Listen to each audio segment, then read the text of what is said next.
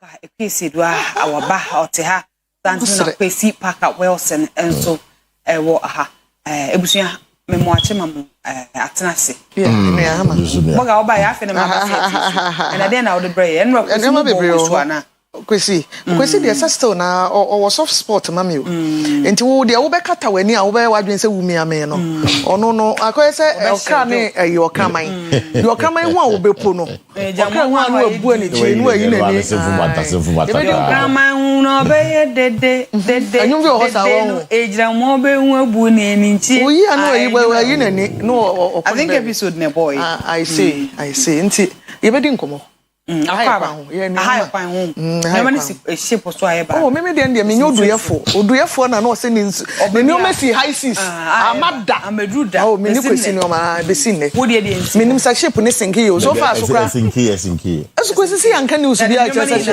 O mante. Say o di the container ni so. Ti be to na manfo ehu. Kwesi defending. Yeah, tram po anoda no. Sometimes an opportunity to compound bon say nyoma ba be ko bi entire ketchup that time na and that ketchup ni enima de kwa ne jam and sa jam bo ni enima de kwa ba na say ya bottle na na spread na ya say ni enima de effect ka yenim the salad cream that time ni na bi ban entire toothpaste I see so we kwa mpon na no po bon say abegu ho obi yesterday dia ye nim wo mu a yen de ba na egu odu efo de ne fra so odu efo de na kotoke post ana asa utie ya ma good morning anope odu efo de na koto asa fam po anu obi asa fam mu kompo anu obi wo e wo say shaka no ase the daily graphic truth and accuracy every day ye de no e shase na infoni bi e de nim wo twa Ghana for to some for onimia for Dr. Kesel atoba forcing infoni ewo ha ana fe mpenimfo kukudem bi nso eka no ho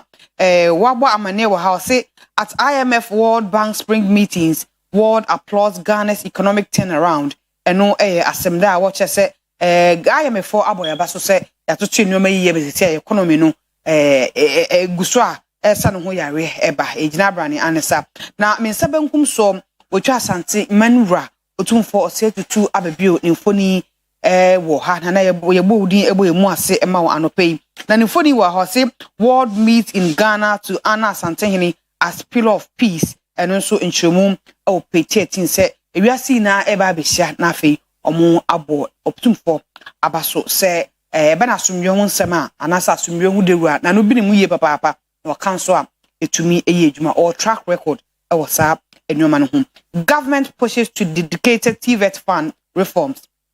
Government pushes for dedicated TVET fund reforms and also kratai abohu amane nchemu ewo page 13 onya obetumi akan atiate tekua yo mama mfamfi kotokohene ede no eso ohene baby obia ya nchia no ye hirehira no ti ye hirehira na no pay baby a obia na wiase nyina ebehia Ghana ne Asantemamu ni abebo kotokohene abaso enyame nwanwa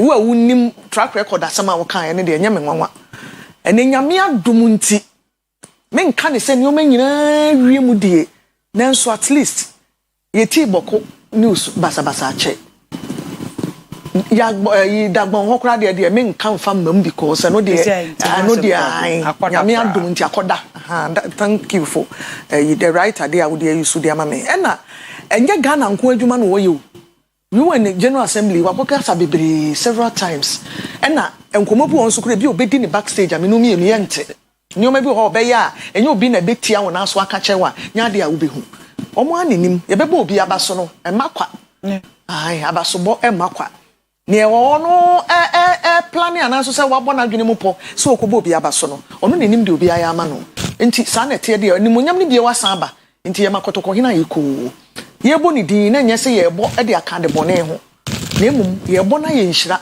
na animonyam aba na wiase nyina ekurukra aba Ghana aba sante aba hye na animonyam a mejiri se fata enti ye mana yeko dane duru ho na se ye nyina nyame de ye nkwachen ya yebekọ na yakọ akọbo ama na ye fe se ye opin to the general public nko ade a yebekọ na afa ye ho ama na ye nso ye ho no yaka na ya ama na yeko Ghana maida na ase ahwe man nani monyam yeda na se ye hwe sikasem ne nso ho nkomo no beye afini ana akakra mafia ba nsa ban ba ye afie ene abosome nan mu na ewi nyame ni nukuri ni ye sikasem se de na edi ahim di ayi akoniaba no enioma agirigina business people no will tell you we wom say be week ya ye see mu yo se fiti last week be importers buafu almost mo 4 days bi de but so far no nanka dollar samune ho nkomo no nanka nya bad sa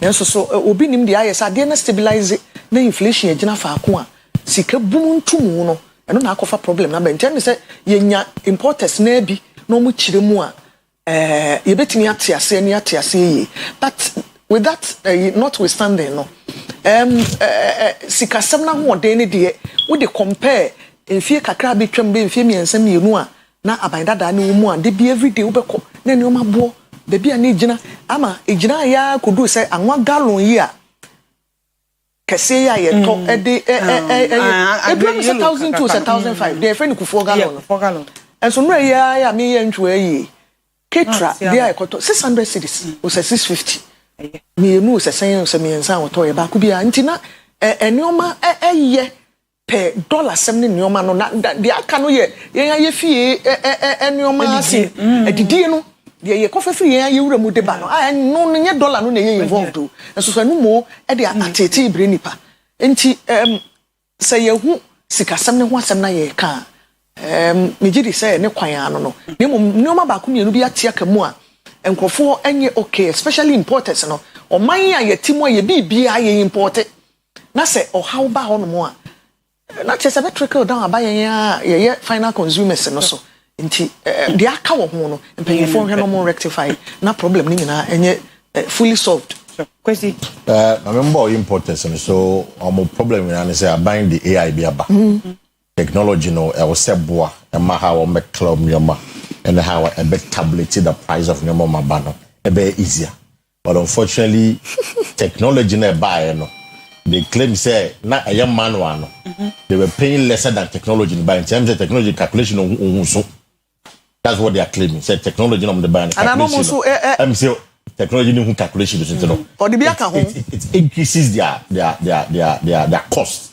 around me na manual no it was lower but technology buy any day I cannot question no no more agitate say they have to take the AI off because on tear then either say then you know how to use it or there's a problem with the AI in some handing in side it now say of course say that make and run am here the economy has grown from stability to a positive it's just economy there as you all know no koyi and I say koyi so far whether you disagree or not omo ye credit ratings no Moody's in the Fitch na dia de nyina mo abeka say Ghana economy say ade that's taking a turn around to the extent that even Fitch are predicted say Iran US war yi and said that nyan so gidigidi bia o Ghana so because of the stability of the economy because na ekosi ebi ananka cedi no na ho de no former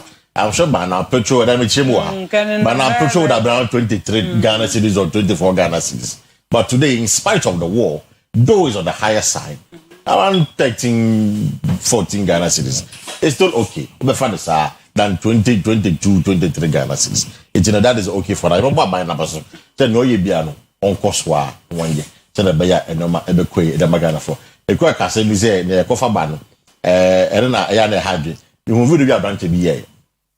Or say or top pair na base no 5 or 6 or 7 I think 7 5 CDs pair back with 7 5 CDs can hear the channel and I would say me say sa pair 5 CDs no ma won o tom no watch no obeyi back 20 CDs apem 5 CDs 10 CDs the amount. Why do you do this? Me ma top pair 40 CDs da K Michelle here what top pair 40 Ghana one back we say 40 Ghana K Michelle here it wasn't in season ana Nene bibi say season to me kwa drusa I say penku sister wusumu hwe na msenka wu wusumu hwe na bane wo so na ede the point I am making is that it's more thing me ja otofo we wo twam that was what the guy was saying say it's more thing also okoto ediane endo so top pay mamni twemu minu eno the man half and the man 5 cedis obeton bia ma obi nso obeton to half and 5 just 10 cedis na se pe na oto no be 5 cedis num be 5 cedis no obenya almost about 70 Ghana cedis you get a point so Ghana no dey see ano dey prinity sha aban abaka che sachet water for say mom to price you know that some people have done it so metu as we speak some people have increased their prices. Sada nkoma me udi ya nanka wo say ebo ho nkomo no. Sa nipa no ka sa ono ne nkrofo de ombetu. But so you see lawlessness. Aban sijai bani ndi nkomo ye fa no monto 2 ye na munja se mbetu no. Wo hye ho utum. Otum a obviously obi otinches won tiase. Won so betu sa hu sa de no ya tum na akwa price control na. It's on my way there. They be better asem. It's I feel say our price control anka sa no mo yin anka betu. You don't need price control. You don't need price control. You're conscious about yeah na agent so be ya. What's that? If she will team tia yeah agent say yeah price control no ba na ya show. Na why ye? And then je over top your also 1 cedi. Yes, it's a share bag and 15 cedis. Exactly. But they shouldn't do that because they are going to absorb raw materials. No, say a caution. You are going to absorb because absorb. But before Canada, it's one can still. I'm said that. Dear. Still. Yes, said that. Mayfad Ghanaian Times, the Rakata, and also the most authoritative newspaper. Now, which are Jediphobia, and Tomade, Omufoni Elha, also Street Drug Hawking Express, Pharmacy Council, FDA to clamp down on offenders. They say the new one, and they say, yeah, one will just short to say, yeah, Nama, Ubumbansia, Kakro, any others, yet one will, yeah, short up on pass or ton. They say, no one so do street is swap, a month for no airtona, which are education minister, so infony area, but you for Haruna, you drew to Nifoni Ewa, or say minister set up committee to probe UTAG allegations and Chemu L page 14. UTAG for chain for detect for assets, say, yenny open for Madame Manu Eddie. Na nyoma bi omo ye ensa pata no tese wate ho ekuo a oba yesa nhwehwemu no ede afa ho na wetwa owura Franklin Kujo so emfoni ede aba Imani Ghana or the mpanifo omo da no ni bi questioning consumers TSO's push for 1.5 Ghana cedis fuel price cut eno nchiremu e wo page 13 e wo kratai emu anu so obo ho amane afei check EPA permits before mining approvals. MMDCA, DSH, and Sunchimum LP12. Kwesi. Media, serious for the almost sending me statement, you know. Me catch up some young man. Petroleum prices. So I've stated my point, and last week I stated my point on the matter, and I still insist on my points. You've been me arguing, you've been me arguing, you know, you'll be jaho. Now, drugs in a ton of pound. So kasa bancha kakro and there's so man for na boys no so enhwehwe enhuhwe even so obenu medura I was said doctor prescribe mam enye say wa be hye won say ntie ya makọ pharmacy enhu say do bi twom matobi eno de ekun ye pa o itine eno so e kan me na ya hypertension ne NCDC na dose no diabetes any na kan me na dose no because you are abusing the system we say liver we say kidney and all of that. It's messy. Say FDA for no minimum your cancer assembly there, but I think it's very important. Almost that, almost sorry. Almost yes, one because some of them cannot even license. Some of them don't even have approvals. Because in order to be and there's one thing that some people do. They go and say, "Oh, your friend say Medre, certify." Now or they call FDA. Now FDA approve. Oh, we know about Bontia. Now or they. Yamade ne me nine ne yefrukika ne sana e da keka is wrong. All those things are wrong. So e tipai na wo sa e tipai unless you want them to say e besa uti we yem ya exactly Fantinyi do na nkroma. Na nkroma. Ebusafo, ebeso bia, time ntim beso. Men so men ka kakra fa ho. Yesusa no, na ye ma me no mo central market ha no. Ebi kita machine o mo de check pressure. No ama waduro. Okay. Pressure wo. Ono na say duro ni ye dien. Say I expire. That is bad. Pressure. Kwesi. Ene go na so ye. Pressure check on wheel. Especially on hypertension. Hypertension. Edom na wo ti a wo to pressure. That thing is bad, eh? Wo ti wo ni o ma ho awia.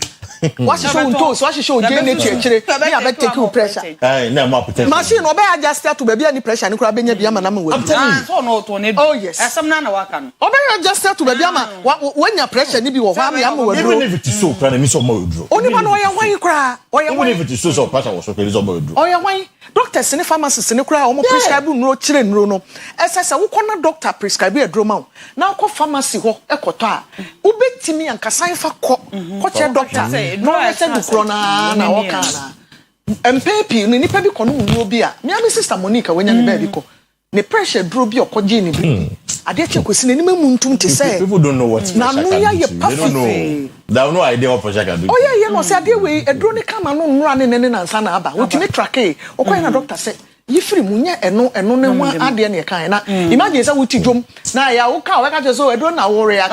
Eye normal ebeko. Na ate wo na mo say wo bibi. So enti apart from omo na afa pills na eton no omo nsusu a enubone wigi ni laka ne nyoma no kwesi nkrofo hwehwe kona tonton ne nyina so kam ende say weekend omo ba hane nso me ka je me ko Jamestown me see me hu toffee na kube toffee ai me ka my story my story e buza ba kwa story e na me di bia che me so oh ai gbe toffee na wa mama no so on top wonya ne won mama na catch me say won am customer won come it me come man and I catch him say oh senior adwuma wo senior we dey on top ma dey tiate senior ma fra exactly we go show me ma me so bi am yes and I mean ba ohun me da enti onim ade a wo dey ba ye se wo da che na ohun me da o catch him so ti bra me to ma say ah ma me dey go dey me see me to me so adwe papa na ade to also on top like I dey understand until my cameraman prompted me say oh senior wo mo e to ya wo mo e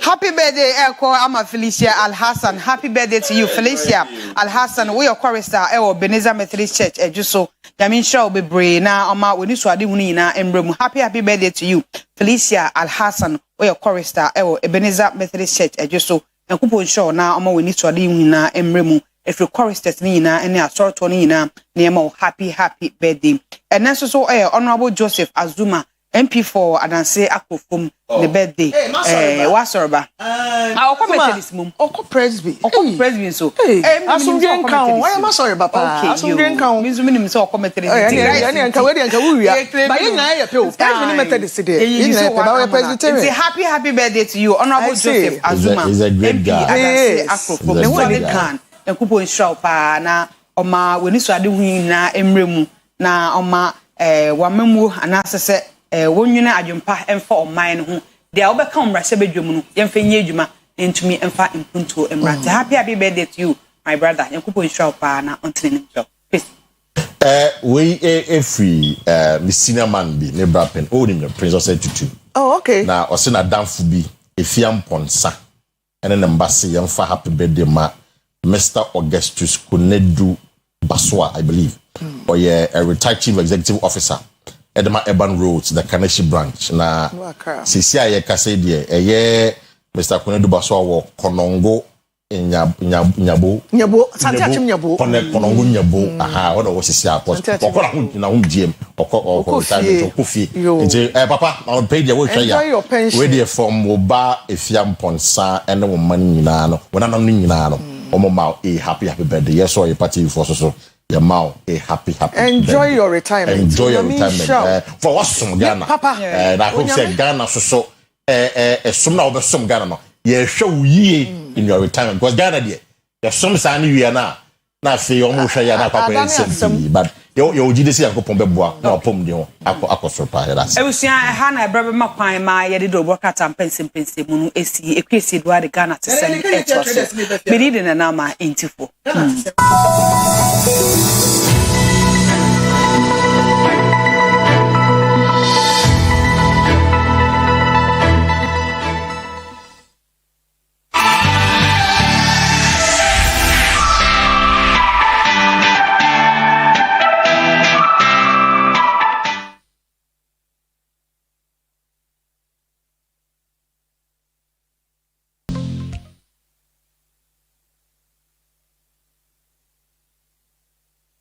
Abusuafo ye mamu nyina chema mo akwaba Ghana tesan esu enie sadia sesi a me tizi mo ekae mo no ye kokegitia redevelopment project phase 2 a nei ye hunu se eko se ebo na ye nyina ye nim abakosem fa kegitia phase 2 no ho phase 1 ne de ye wie amankrofo ewo mu ye adwumanti nya ho asem ne beka ne mo phase 2 ana eye central marketer empanyimfo ebu ye na aban dada no eba ye ho adwuma ye di nkoma nenso ye nwie ena enei aban sesan ye fofora ba Akua Afe ene fanie nenso phase 2 ne ho nkoma nya hwekura se contractor akọ site bio na eno na dwadifo ne wo mu ano makeka wo ho akan ye nsen nkoma wo ho a ye nwie ye obi kan so finish business bi wo ho na no pay ye nya mpanyimfo mienu e wo studio mu ha ansa na ye bedi saa enkoma yi no omanfo ni bebre no a kire wadwen e wo neoma bebre ho ya ye de ba ha ne ya beka ho ansa no pay ye wo owura Daniel Utua Champon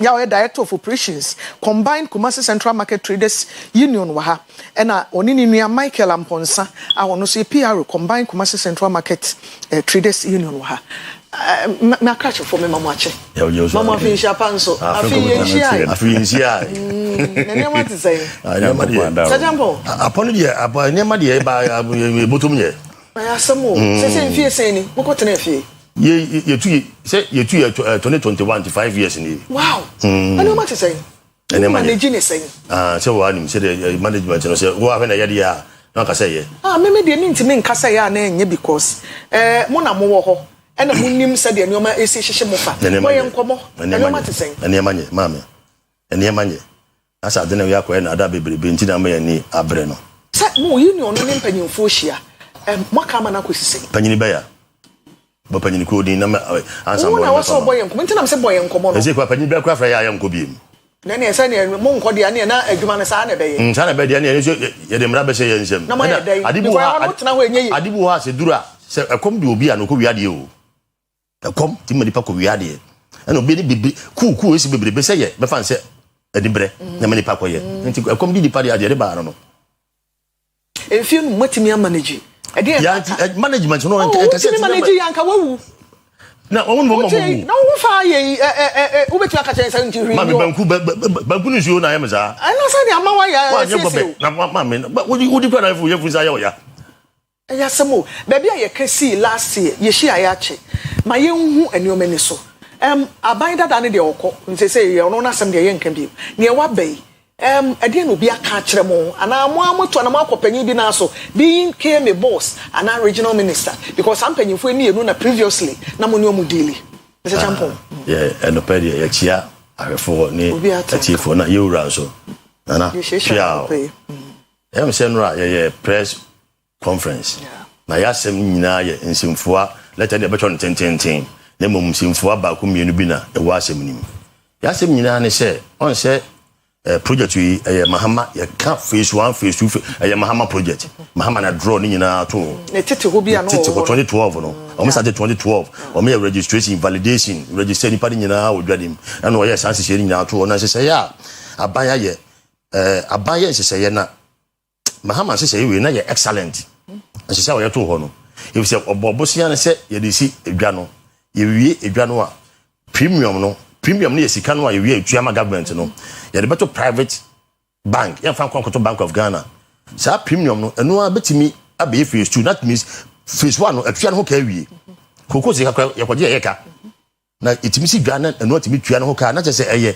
excellent dwa de sika fam all the time eye ade a me de tem bia me ka se Mahama ba ye ne first and second term ade a me ni aso ye edwa we plan e fa edwa no na ya wie phase 1 5 years about Prof Samuel Mahama yeah first 2012 2008 2012 yeah 2012 to 2016 okay so ya wie edwa no premium ya Sikanda Fidelity Bank na ya Santua Rural Bank aban so ni sika na premium na jigu ho no e wai na sika so no aban ni sika no enti na sika no the escrow account so enti ya kai aban se ni wura fi ni ho a nsese no na ye to ho ansa no wo onim contract nim chen obi afise nsese ye from 2012 no this had the buy aje na mo fa sika me bi edwane ma ye na ni enim se sika we da ho anka banda dan de eneka adi ye no se no kra mo ma pressure ina so no na aban ni nim se sika ne da ho ano ye kai ye wura se ene ye na da ho de Oh, mame. Wako.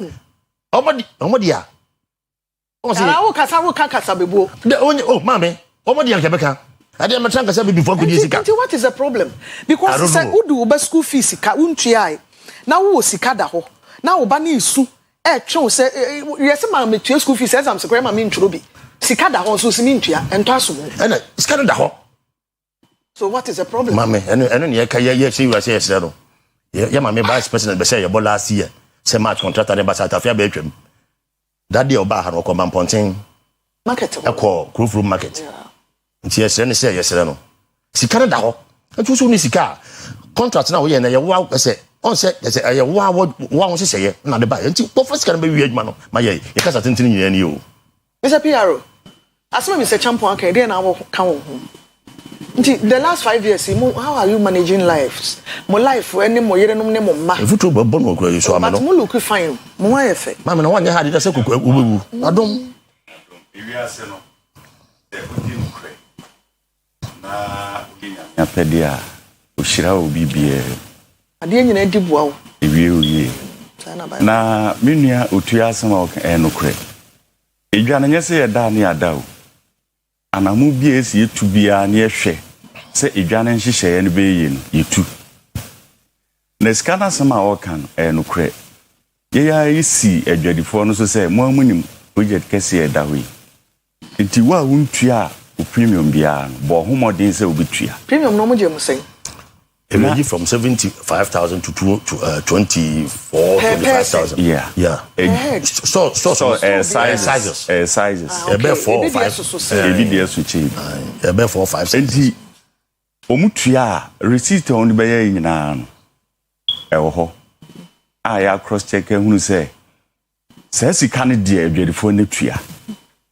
Na ye tua na sika ne da ho a e de na ese eye.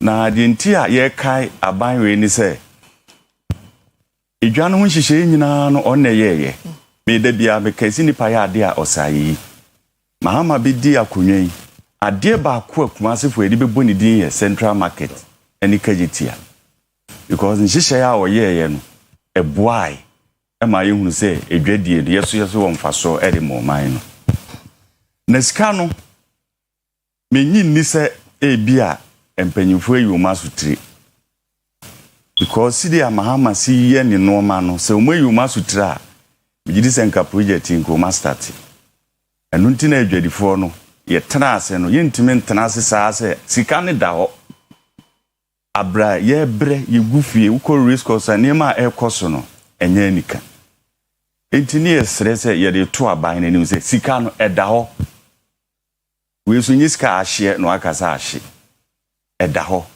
enti esre na da roma onhwe na sika no oma contractor ne nsanka because contractor adwuma oye ono ne fam die nyina waye ene oko site wa materials a eso mu die adwuma nyina no egu ho ahwe contract ni mu a de ese omo maye bosia yese di yese adwuma no obaye omu fan de aka ye Ghana aban ne nhyehyeye ene de ono nso de be support adwuma ne be dey ebekoso enti sika we da ho dia uni excuse bia se obeka se sika ni ho a me de be tie de ne tintini ni titia ne se yesere no mama enim de utimi ye enu ntina agedifo no nya agidie wonu mu a omosesa aban a etwa mu no tie sere no ba bia sika no bia na da horoma ontu ho anam enani kine ya no start project no enye se bia threaten ene ye de ma no na emom no o ma akora ekom de ni cha na ni bre wan hwe ade ni kwa se wo ye kora no akoye okoye sa ade nso ade wo how be bre ene eba because project a international project mo na kasa na ekoso bebre no na egu aban na numase enu ntini yesre se aban na nhwe na ontu ho anamo se be ya kasa na ekoso ebe brase so hwe asante mantem a edwadie ene editwa yefuruma aban aba aban ko yehunu se yesi aban company bi ebi wa na yenkoye yedi edwadie na yedi enti wo ba na se edwadie no wo ye nhyehyɛ ni ye man ya yeni uni asem ye be koso a na ata wachi se de be ya udwumadi be dey e be koso se biura e bom mu asema no dwumadi na ni di akiri pa na ni nie kira enka onko ginam ni garanta se yemeye ikonum se ne nananom ene ne mane ne nananom ne nua maamu no eyedwadi enumudi enti sa anhihye pawe mode ba obeboa ni fam die nyina waye edi ebiem na aka enti esre ira mama sanfumso we nyina ba ye na enya wonfumso odi e wo ye wafam die se wo ye hihye bibia kama mo kama ye din amiti amehwemu adan na sika da account aban nim no onim why because so we na mo ka kire no ebi onim a muti ane na se na ye ka kire no nim se sika ne da ho mama ne nim a oh until na mo hu e na mo hu e se da ho afuntani wo hu tete ka se ye no ye na ya ye nhwehwemu 8 years ni na mo hu se ne sika ne da ho na ban so nim se sika da ho sika nsimi no ka se da ho bi o ya santo ura bank na fidelity ya ma bank is ya the escrow account mo fidelity ya chere obi antimi fa sanka na won say aban na fa nkoto bank of Ghana mpuni akase bia won okwa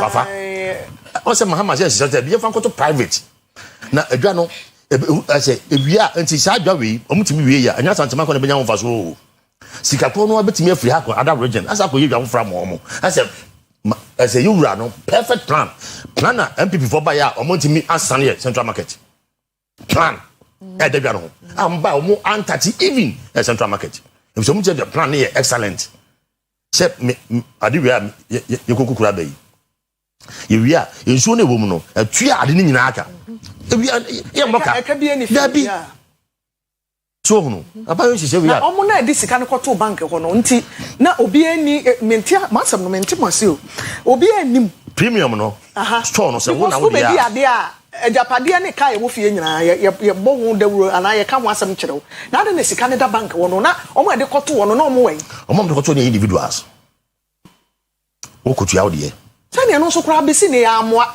because ade kwoto wo na mfie num ne munya adwuma etiti fie ne sika da bank san hyehyɛ ne so kra bi amoa an hyehyɛ ne de na beboa hyehyɛ de ka hyehyɛ papa no na politician enti boa ya no ye se politician se de ma me se wudi obochi a omo ma ko fan kura anom wudi okwafo wi ati a mfie num omo ma ko fan kura anom omo amochi fie politicians ye nipa bi a ade ndo no benya ho mfaso no ene otu ho anam sika we obi de ho mfaso wo do nsa ka asembeba wo tu fa nka se enti won ko ho ene ode ne nsa akoka na asembaba enti en na ho esa so na oman no na oye na bro na ho so de sika na ye for a purpose e wa adwuma ye yes enti ada wa enipa nso safa eni bebre mama ebi ewu no so fa easy o last 2 weeks ye ko ye ni aba for 5 years enye easy enough ye ya sa tu ya yitu ye no me makase bi ada pa daddy ba bia ni ho a wo de ye ko se ye nkotana ho a yintimi ntana because enema ya fam no mama yankopon ko a nenim se wo hwese obi a ode ne ho na oye na djuma no wo ne workers o hwe ne fie hwe ne ma ne busu hwe amanfo de ne ubusa na 100 cedis kra na edin baba sino bi una ko busa ro edin bebre amoma ware nyina egu ebi so bank bo sia omko gi ya na so omdi ye adwuma nyina ye ayeka sisi wa kotene kurase ayasemo na ewiase no o ya ade a twene hu mienu akatua ne nye ne yankwa na obenya o onanana nchirima no obenya ho akatua ensese ye sorry Mr. Champon mo asem ni nyina mo ne tofa na no pay mo nante sia nkasa mo de baaye no ye nante sia de ensem nye mienu pe ni ntio de di kan boss yi the management of project no phase KGT management na wo no o se ye wie edwa no contract ni wom se ye wie se private enye kin emi asem KGT wo de sa asem ati wo se chen kure yo kuko sika 3000 na mahama kwa bi kuko 3000 no pa ade ko go chi ya no eso no yafunu ai dia ni nyina ko mama anka koye private anka enema bebreba kem ayi MPP lusu ye percentage be free adelifo a no mo KGT na ya beta na ya odi ewom ba ko di private person ho a ye ne oni aban ni asemo ye ne private man na enya nti ade na ye kan ye kakra abo politicians no did ka say ye person ko private person ye kan abo wo de opama and this 4 years or then in travel 4 years, would you basic room? They say, Rediasi. And so we are not mayor team, Semra, or one party boys. To Mranagu. But me, I mention my some more. As one chairman so opposition. Second point, and so you're saying. My first point in a year, you know, she cannot adapt fidelity. No, Nimudiania, Yaboma Maniano pay, a busia for a binding impenium for KM, Miamina Bemazuba, and a regional minister impenium for more fatten, more fahun, as somewhere a farmer hono. A phone is so much and omunim says it can be Dias to a bank. I will just so right. So on a headquarters in a war and a Fidelity Bank and soon moon follow. Assembly Tiamona soon to follow up. Namun Coresa a no credit sa Mumra site and Amumay Jumano and Timus and free one. Moya not mutimitums a free one. The Abotoyamo Beba. The Abotoyamo Beba. So I come there. You told me, yeah, Mamma ended of me. I come there, yeah. A man, the letter one contract, I said, French in the Senadia. A mess of Google Center. Mamma, what you say if you toilet to Google Center? Be a who? Yes, she said, Bibiani, the Coco Chasson. There be also I want to contract for or more, you know, discussion more. My sense you go, be a good a day, not some years, sir. Omudu many in answer be good. Where the Ebusan pay a bedroom to yes, Sermon penny for Muntia Semia Supem, now the moon following up. A bread bemua, Mesha, any producer be doing common after a nano. Yet from penny phone and so say, Yamoka and Omuya, where no matia, and a more to a phone, now more can be being Tremona, a masun be Emra. And I'll pay any penny for me, no, if you cajitia, a ready phone, or Martin 5 years. Then my dear, what no sorriness you can in Botomoa, Obama, and will be the born and wasn't a to cry as a genty. Okasa, or you cry here, where kind of wacky can we have to or you told your nobody, or the Assemba, Yanko Ponce, I don't need a boot, Sabema and Rob, and Nafi Obana, Assemba, qua, ye, no, ye, in a mechanic say, or Mampenny, a bra, or be Pracuyan, or near Shia Bibri, Mimi dear. Baby over Biana because Mikasa Majan de said the course will be a meal. You know, man paying Neirishia, Malo dinner, the bill be a chiano. And this impending for us and Timantemun in a numination shy. You meet Mumushe your bo. Say, if Johnny dear can match, no, you may cross you giddy. But match in the who say, a trim on April, so I day, a trim. Busumia Paimo, yes, and come on, we need DM. Omunium Boshes. Na said the bear a ready for us and Timantemus. Umbinya Nijie. Okay. Na almost the abo mubra. Okay. I'm sorry for one of us on a Bible, so you'll be. Many penny for me, no, or Daniel Utwechampon, or a director of operations, Kumasi Central Market Traders Union, and a Michael Lampon, Sai PRO, and also Iku Chrono. I mean, the Kwesi, I'm sorry. Yes, sir, Zuba, KMA boss, and a regional minister. Muntia Semi, not the Samoya, Brepem Yababa Mabuano, na Yabiti, said the Martino, and Yanamamu to a family. Yes, sorry, I'm the health and lifestyle to Amuso. Didn't the Kwesi do? Christ assume being communal.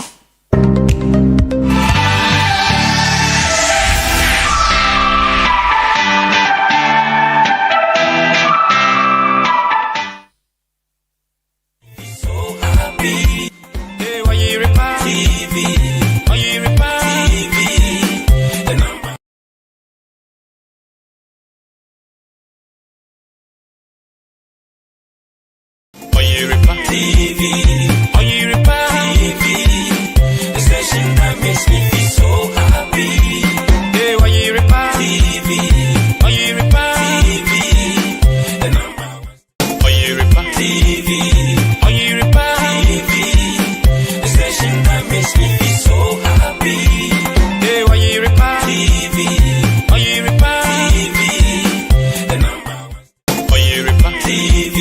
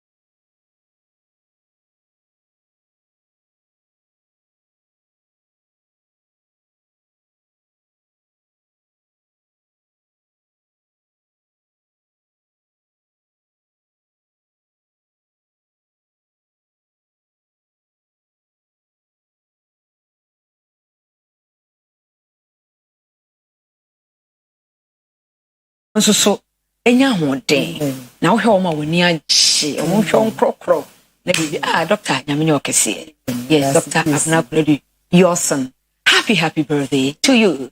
Here is my song. I'll sing a song for you this morning. Happy birthday to you. Happy birthday to you. Happy birthday, happy birthday. Happy birthday to you. Happy birthday, Dr. Akua Asieduaa. Yours indeed, dear Basane. Well, your ops and gynae specialist, a dancing north, facility never on Yankopon Shadok. And I stand up over today. Yet I say, because of endometriosis, OTS, and who said, is it here? Obre was so born, the obey and a Hong Kong, and then the doctor, a doctor, and you're welcome on the show. Endometriosis, yes, it will be as an appendra miniaje pa. I'm sending my mark a bed in Minisa. Debbie, Kiempene, Shamo. Yamishra, that her phone in our society about Moshe. And okay, endometriosis near Kenya and say, Arabia, a man quaninia. So when you would dear wins me endometriosis. Now, the episode changing answer, I would dear know the fan set pay. They say pay. Now, what pipe him? Where you naban? Told that we are babons and no, a cansem, a banner brown, a cansem. If I set pay, then a drian and a chiwo or nedrian or one and san semu. Ne hune semunu yet dear or bad chima, a ba abontin, fanisa. Intisa, woman, a sun infinity fanisa, would any shape to say pale. Sana would dear shape with tear. It will be a tear, dear, no sooner than a year, why would dear nano, a silly trasses. Na woman semuno, a one essa, and so be a one dear no. And your conquan or team a bit me free ho, about what dear nabontin.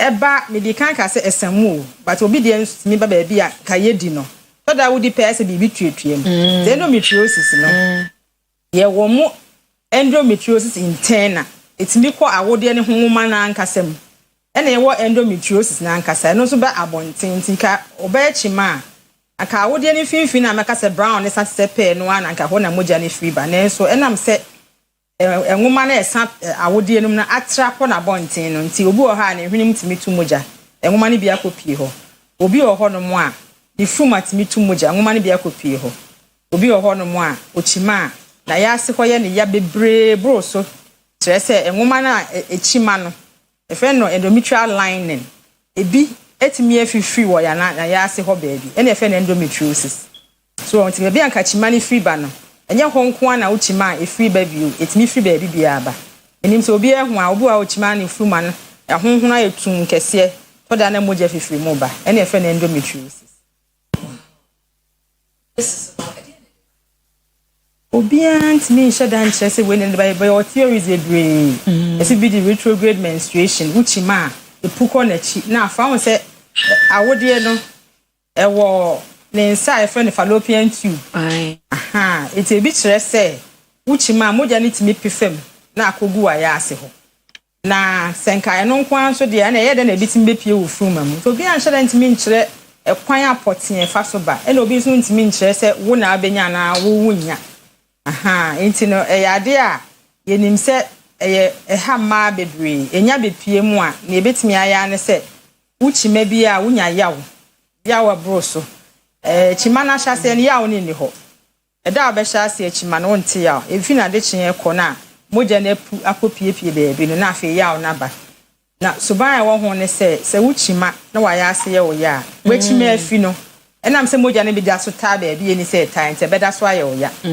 na ha won se ne awo de so aha enti no beebi o mo bi atoto ni nyina ye bi ya kokko na wo no nyina endometriosis ne awo de na ya pai musa nti emu kokko na maka se sekete se pe ya fa ne se ho na yi pe abanitia e ko na wuchima efiri ba enso hwe picture ya awode na pampem ho ba bia bibia fifi ho kakra ho so chima ne bi firi ho ba ye tukosua no ebi ho a utimi chima gum no kwa na ya na ye common enje sa wotukosua na ebe to moja no ti ana to da wo ho timi ye omode nyinsen ni a wo ho timi ye omode aha enti ne ye describe nem se photo no e che ne ama bebre ti ba bibia ho bia fallopian tube ho ma no na ebi akogusu e na wa ya se ho na awode na ada no so ebi timi kopie ho ufuru ma medikan kan obi okwa so ochima na moja free ne hwenim ai ebetimi chima gu wo mahra wo ei ebo wa ma moja ba na ne bosom sonde no obo wa ne moja eba ebi de etesa endometriosis ne no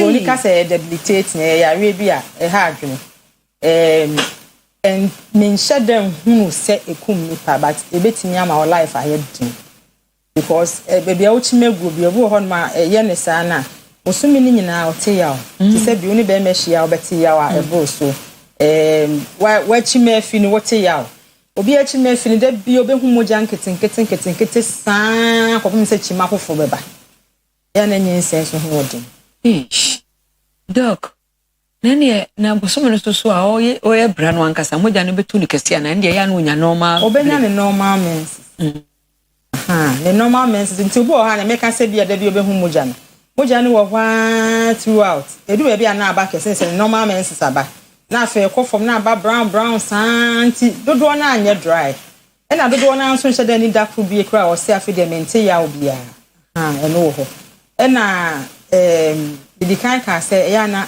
awo kwan so esi ne kwan o hwe no metriosis na dodo na no ovri na na se de boa na etukosua no e na involved nti obehu se wachi moja na chi on se uchi tese ne wachi ma gu ovri no ma na ye se bibi ovarian cyst mo fe na endometrioma a collection of life any chocolate cyst ye brown sa na temutimi tikakraka ensa wotukosua e fa hin e betimi kwa yi akotom enti wontimi release egg ne se na ese we release nti manyin sen ho ye den e na sa ankofo ne kwa nim se wo ya IVF mo kwa so aya na bebre ntimi kwa amfa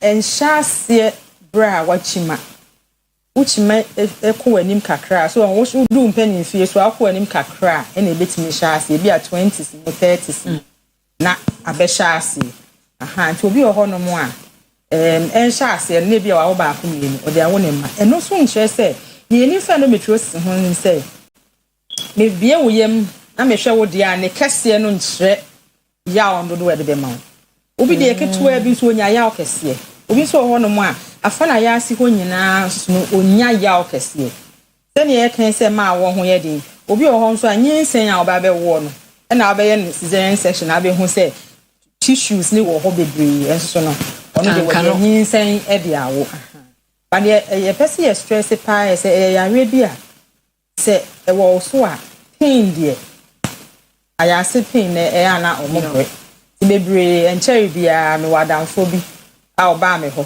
e wo pane a ye de ma o efe bi studio menopause yetimi wo pane se ne be ya unchima se chima na e ha chima ne ni ho no ma asem bi eni ho yetimi wo bi pane e bia wan yi unchima ada onu wa hu se chima ne e sha ase aba no dimirika because e bad ye obefa mu no ontumi no asan be wo pane doc ebi mu e wo adwempo bi se bosom so na moja ama ebi okra out care mu obi ton dro se bosom so na obra na ama na abobo da yem na dan fibroid obi so be obaka se ni e se moja no ya ma kwan ma na ye bo nipa ne pane a na ne fibroid ana yes be sa compare ne so awa wo de se pair okay na me ka se pair no aba ne ho no na ye brown na esem no na ye chima no na ne tie ne se awode no the control ni free adwene nim adwene na kire ne say watokusua enti se wokete ubenya hoho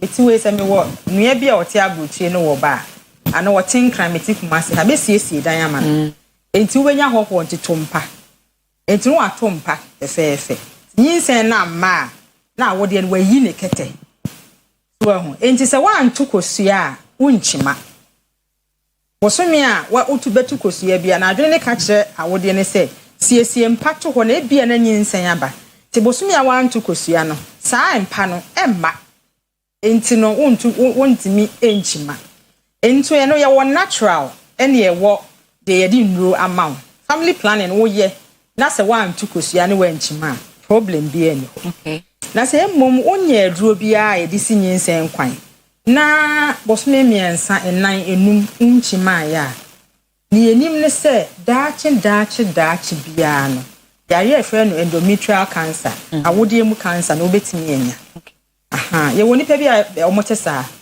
condition me fa PCOS, polycystic ovarian syndrome. Or tukosua ebi abosome mfa wo mo ntukosua kra kosua to ne wo form ntino awode ani mu na ma say me say pen inside na brown etimi fua and am say bibia anche ne say sesan wo kete no eta ho bebre a na afi moja ne ntimi en supply ne ya na eno a airport na afi yi e de abase moja nti ne moja ne betimi atu na entwa to nchima ochima so a entwa eno wo ho aha sa ankrofo ne de ohia treatment na se hwe nya obosumi a obu nsa na emum oyare a wo nti edo ato edo se memu nsa entimi na ne yare bia na sa ankrofo ya make enso so no moja no entimi na ne fibroid moja anku fibroid ku emre bi me de fibroid ba ha emi aye moja toa enye den aha nti entimi na ne fibroid de enimu ane se wanchima na enye se pane bi na edo ato so nye se eduro bi na wo so free abonte fe no hormones exogenous hormones na wo ye dia oda chi bi 60 equal with minya endometrial cancer but fibroid there moka you say fibroid are for good girls ma etifa ako awode no wumfa nyinsen anyway ya to agu na awode awo eda ho saa na ni hwe ya na fibroid bem ti fibroid ye obi a onwo ntentem ana onyinsen eyare wotina hotina ho nyini na wonwo da ana wa wo ba ko bi ni watwa so na fibroid nya kwan ebetinem enso yenim se obi so wa obi enu miensa na enum ensi akwa fibroid ne tineba ti fibroid de eni chima eni baby a eni nso so aso e wo chima wo so no se ko se baby enya etima moja tu aha but nya no wen chima na fibroid ba baby yeda sepa ye treatment and management na sana no Kojo Reko Royal Enterprise Royal Enterprise de Akua Asieduaa aba Akua Asieduaa nie e pa chohe etoa no se de sitie ne box no se de sitie de okona esabi unu makenkan wo de fufuro bi amawa no asomrikem no se hospaki gie na ne una wokro no Reko Herbal Mixture eni Akua Asieduaa no Akua Asieduaa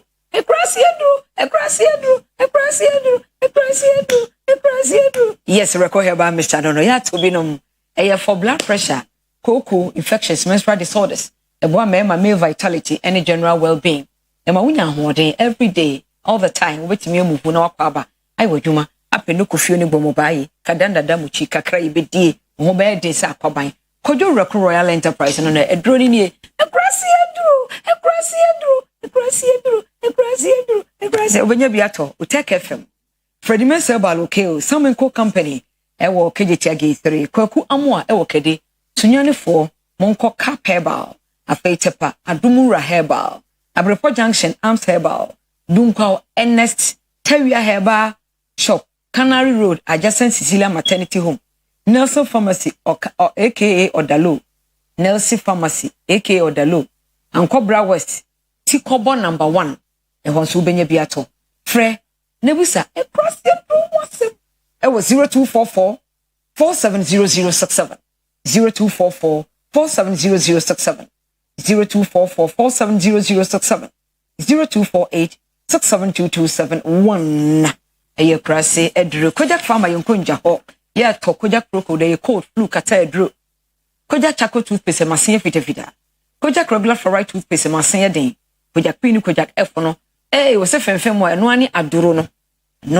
no abayu so ahobeto 0531 069945 0531 069945 0531 070020 0531 070020 doc enti mama tiko body enzema sa nam ko me ko achiri ai otra azim junction ko kekam ho no na tiko boshe ne wa achiri so akwa achira no pe ai pa ba konzima manle aba ai yo eba management appears ade a ebetimi asolve problem na ne se wunchima okay onika say definitive management ene se wunchima then fan so bedru obunya du betwa so a wawi na wonru ho no then na betimi ayi bibi ebetimi ayi aboa wa ebe ma chima no se obi a wonye ready se obewo a wo pa wa obegya chima ebeboa woka se wutu yare na se pa de wontu minye ne e ma wontimi mobra wo e bia oda fom na ya se ne ya It is a definitive management in pan say won't you maybe. Hey, Nanso so no be ya ye kana se won order. E de no aka say won't you maybe. Near ya mo won say yes to puchi man. Oye ready so be wa. Me asama naba near ye hu adwuma.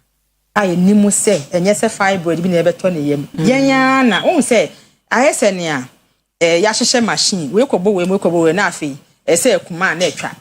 Sa na body ne tie ti brain no ekoka we nti de the signal na e ba se chimane ba no e na ye mu waduro ama na stop en release sa signal no nti awode ne nsiesie ne ho se ogeba ti ene na fa so ayetimi e de bo mo e na ne onye ready so be stop e no so no pain ne ba ne control pain ba se e kai hu se painkillers ebrebe no eno so ne sunsun so a e de ba ye da se pa ye bre no so doc ye ko e bre ne de se amanfo wie mu say me let have you producer say the time be 2 minutes for the past be 5 years the time na mom ye fa mama na met na hadako ye me kasa ye be say me kan say o yo ba o how bia o de ko hospital benya anu adu o ye o complain wo de ya ne say doctor ye mi hu ni enti ne fi mo andwen ye o say wo ba na ye fe ne dan ne de ne ye we ya na say ye bi endometriosis the pain that by secondary pain and secondary dysmenorrhea enti na no nche say oba na wadi 15 na ye bia ko hospital na mwa de be boa no ye fam wow yo share fu nyina na mafa kwanya we so ama the regional director Dr. Adumako Boate no na ye birthday so no di ana mesumedi e man no happy birthday ya sere nkwatenti ahodi e di ama That's a Dr. The birthday gear. Time maybe 1 minute. Majimadi. Waji. Yeah, that's a funny. And Dr. Abna Kunedu Yosen, or your ops and gynae specialist. A dance north facility no health facility no one dano I Omena government hospital. Omudi first and so this year no district in na omuna di first. And Tinyanko Shamo Pai. Happy birthday wish. Priscilla Pia and they also birthday we free justice or say aka Koju Blackman, happy birthday to you, Sanso, na happy birthday. And Koma Lady Bako, Oye fashion designer, Lucy Asari, Ebuakwa, we free Christian, ho Lucy Asari, happy birthday to you from Christian. Ye change over na Kwesi Park, I was na beteki over. Encantadios, adios, Yebishia.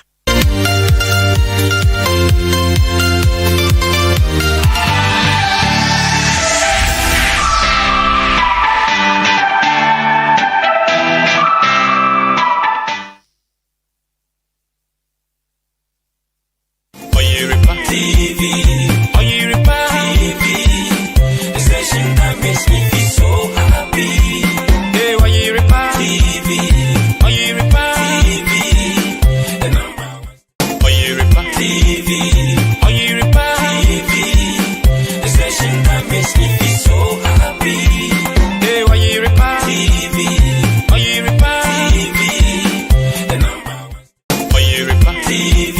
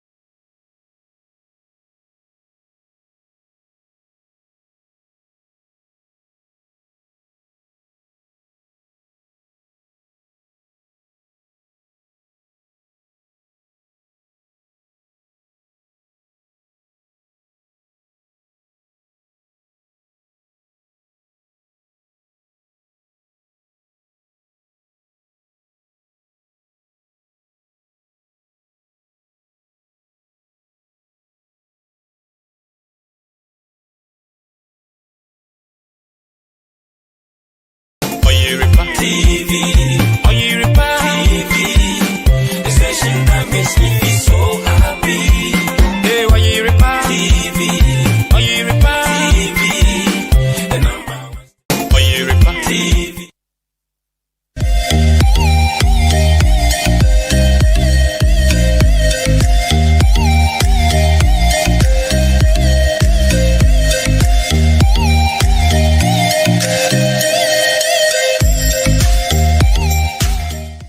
Okay, I'm assuring you that by the end of October, okay, and by all means, you will finish before 2024 election. Central Market Phase 2. Yeah. Opa man from Koheno, watching up, and I said Monday, no more report to Mount. Okay. Yes, and we gathered here at the combined Kumasi Central Market Traders Union, and we seek to address some grievances this morning. The combined Kumasi Central Market Traders Union wishes, on a serious note, to draw the attention of the government of Ghana, particularly the Ministry of Local Government and Decentralization and Rural Development and the Kumasi Metropolitan Assembly, to address the growing challenges confronting traders affected by the KJTR Phase 2 redevelopment project. In 2021, traders at the Central Market were evicted to pave way for the commencement of the Phase 2 of the KJTR redevelopment project. While some traders were relocated to racecourse, a vast majority are scattered all over the city without permanent trading spaces, and another majority find themselves in the house practically jobless. Although the project commenced on a promising note, work has stalled significantly for quite a long time now, and the stipulated completion period has elapsed without any communication or explanation to we the affected traders. The situation continues to affect our livelihoods, something that I need not mention. Traders currently operating at the racecourse are faced with severe challenges, including poor road networks, poor sanitation, poor lighting system, and an absolute lack of security. These conditions discourage customer patronage, while the lack of security expose traders to frequent attacks and loss of their capital. Similarly, some of the traders that are left in some portion of the Central Market are still grappling with flooding, offensive sewage odor, and large volumes of debris and garbage from the Abu Abu Lorry Station and Alaba areas. These conditions, I need not mention, that pose a serious health risk and is affecting the ability to conduct business effectively. The union recalls that during a recent visit to the Ashanti region by Her Excellency, the Vice President, Professor J. Nana Opoku Ajimai, she assured traders within the region that the KJTR Phase 2 will be, the project will be resumed in March 2026. Unfortunately, we have not seen anything being done about this. The promise has not materialized. The union has gathered that the delay may be due to funding constraints. Consequently, we are calling on government to immediately release funds from the escrow accounts of the Phase 1 project that is held at Fidelity Bank and the Yasantua Rural Bank. That is to the best of our knowledge, to facilitate the continuation of the project. In view of the above, the union is issuing a very firm ultimatum to the government and all relevant authorities to ensure the release of funds and the resumption of work on the project by the end of May 2026. Failure to comply may lead the union with no option than to embark on a massive course of action. The union again strongly recommends that the management of the market be handed over to a competent private entity that will prioritize the welfare and security of traders while ensuring the efficient management of the facility. We have also expressed deep dissatisfaction with current management, that is the management of the phase 1, calling for a change in the administration, and we are urging the government to hand over the market to the potential construction firm contractor to manage the market and to address safety concerns, operational inefficiencies, and the debt that is swallowing the market.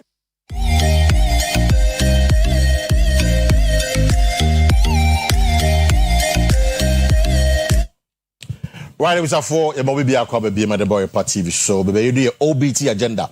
That is Oyerepa breakfast time agenda. Now, we show almost see a Kayita market from combined traders or more Kayita. Now, no more Kayan say Kayita Fish 2 redevelopment project. You know, for some time now, I buying finance and con. So more catch a me boss and this bank. Say quickly no on young wage my yes betting to Sukoko Pacha by na kind of rebel. It's in some of Kayana side channel. Penny came was bedding come on. Now it be a quick reaction on this issue. The number you found. Because they make the point that and chair the vice president, Her Excellency, Jenano Pokwajuan, Oba Maseno, Obaho, Oba no Shomobo, say Ombeyan Hujuma. It's been over a year or quite some months now. Omo bread, baby, teaching so much about area or if you had the chrome to dear flats and the day. Ama health issues now a problem. My pom they won't no a problem. So these are some of the concerns they are raising. So I pay Yane, the chief executive officer for Kemi, Ebedin Komo and I pay to understand a few things on this matter. Again and rap, and I tell you, I say a year Kofijua. Yoko for Akwa Nifiko Budino. We'll try and get the video for you this morning. Now, beside the question, no. I mean, I'm not for really concerned. There's a lot of intimidation going on.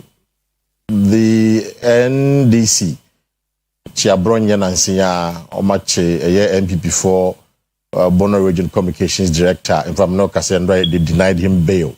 Mikababa Mandun, Timino Kase, or that's all sells. And then so what's happening? And I pay a better home come and former Maslow boss, said in a Tamaklu, or no, the U.S. government and I say U.S. courts. I'm a can say Ghana number 7 sentence. Question is what next? Then I pay come on no maybe for lancing the amount but join the conversation. Go Facebook up or Oyerepa TV Ghana like a page of our comment go home. McCanning the amount and I pay me. Kwesi Parker Wilson. I have my guest in the studio. In fact, are we trying to get the KMA boss on the line? Now, me introduce you here. A man many of you know. In fact, I say call waiting to know. I'm sure my producers are trying to get him there in the casa. But on the page here, a man many of you know. You may be that many years ago. The Virgin Prince, they don't answer my friend, but. I don't pay. In fact, this is the first time I'm meeting the Yankasai Prince Kobe Houston Nyaku. We board in baby coming in the background. But I pay the our and I pay representing the NDC in its capacity as a member of the regional communication team. Onya Akwaba. Paka. Na official panzo. I think combat to you. Say bibi aboko de. Nyame adum ya ho ya pananso a. Nyame adum. Na party na kosen. Ewa Santimantem. Oh, party no ewa Santimantem bibi ekoso boko. Ma me fa kwan we so enchia producers enchia ahwefo mo hwe.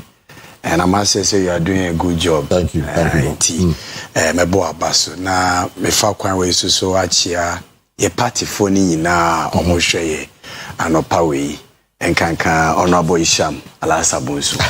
Mo say ye internal politics, see. No. I see. Shasiano, no.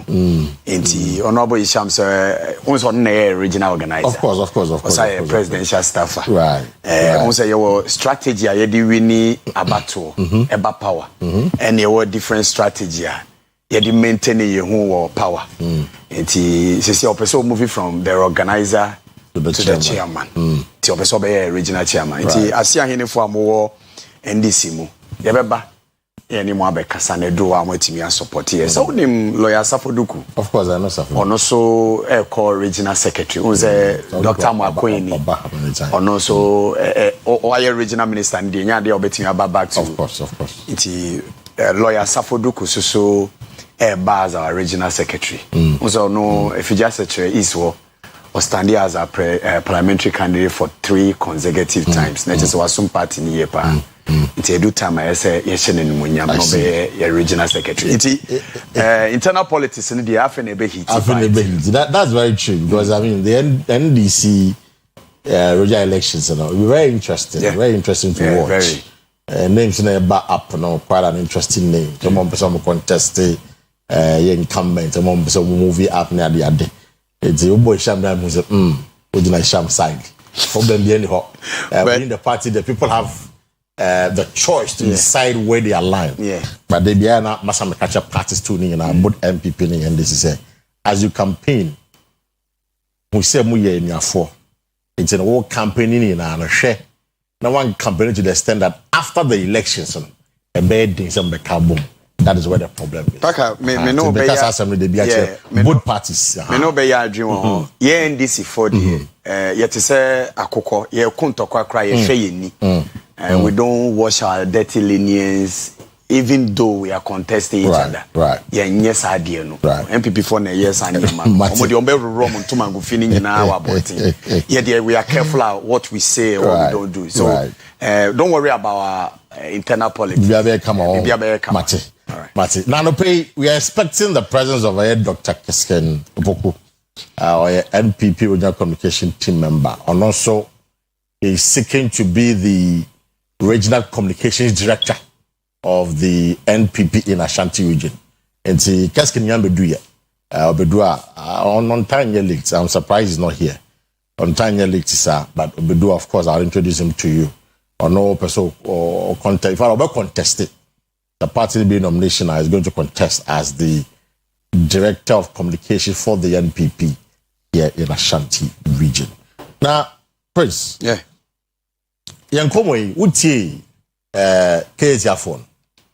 A quick one on that. Now, I'm hanging on say for so many years, KZA Phase 2 redevelopment project, Mojanho.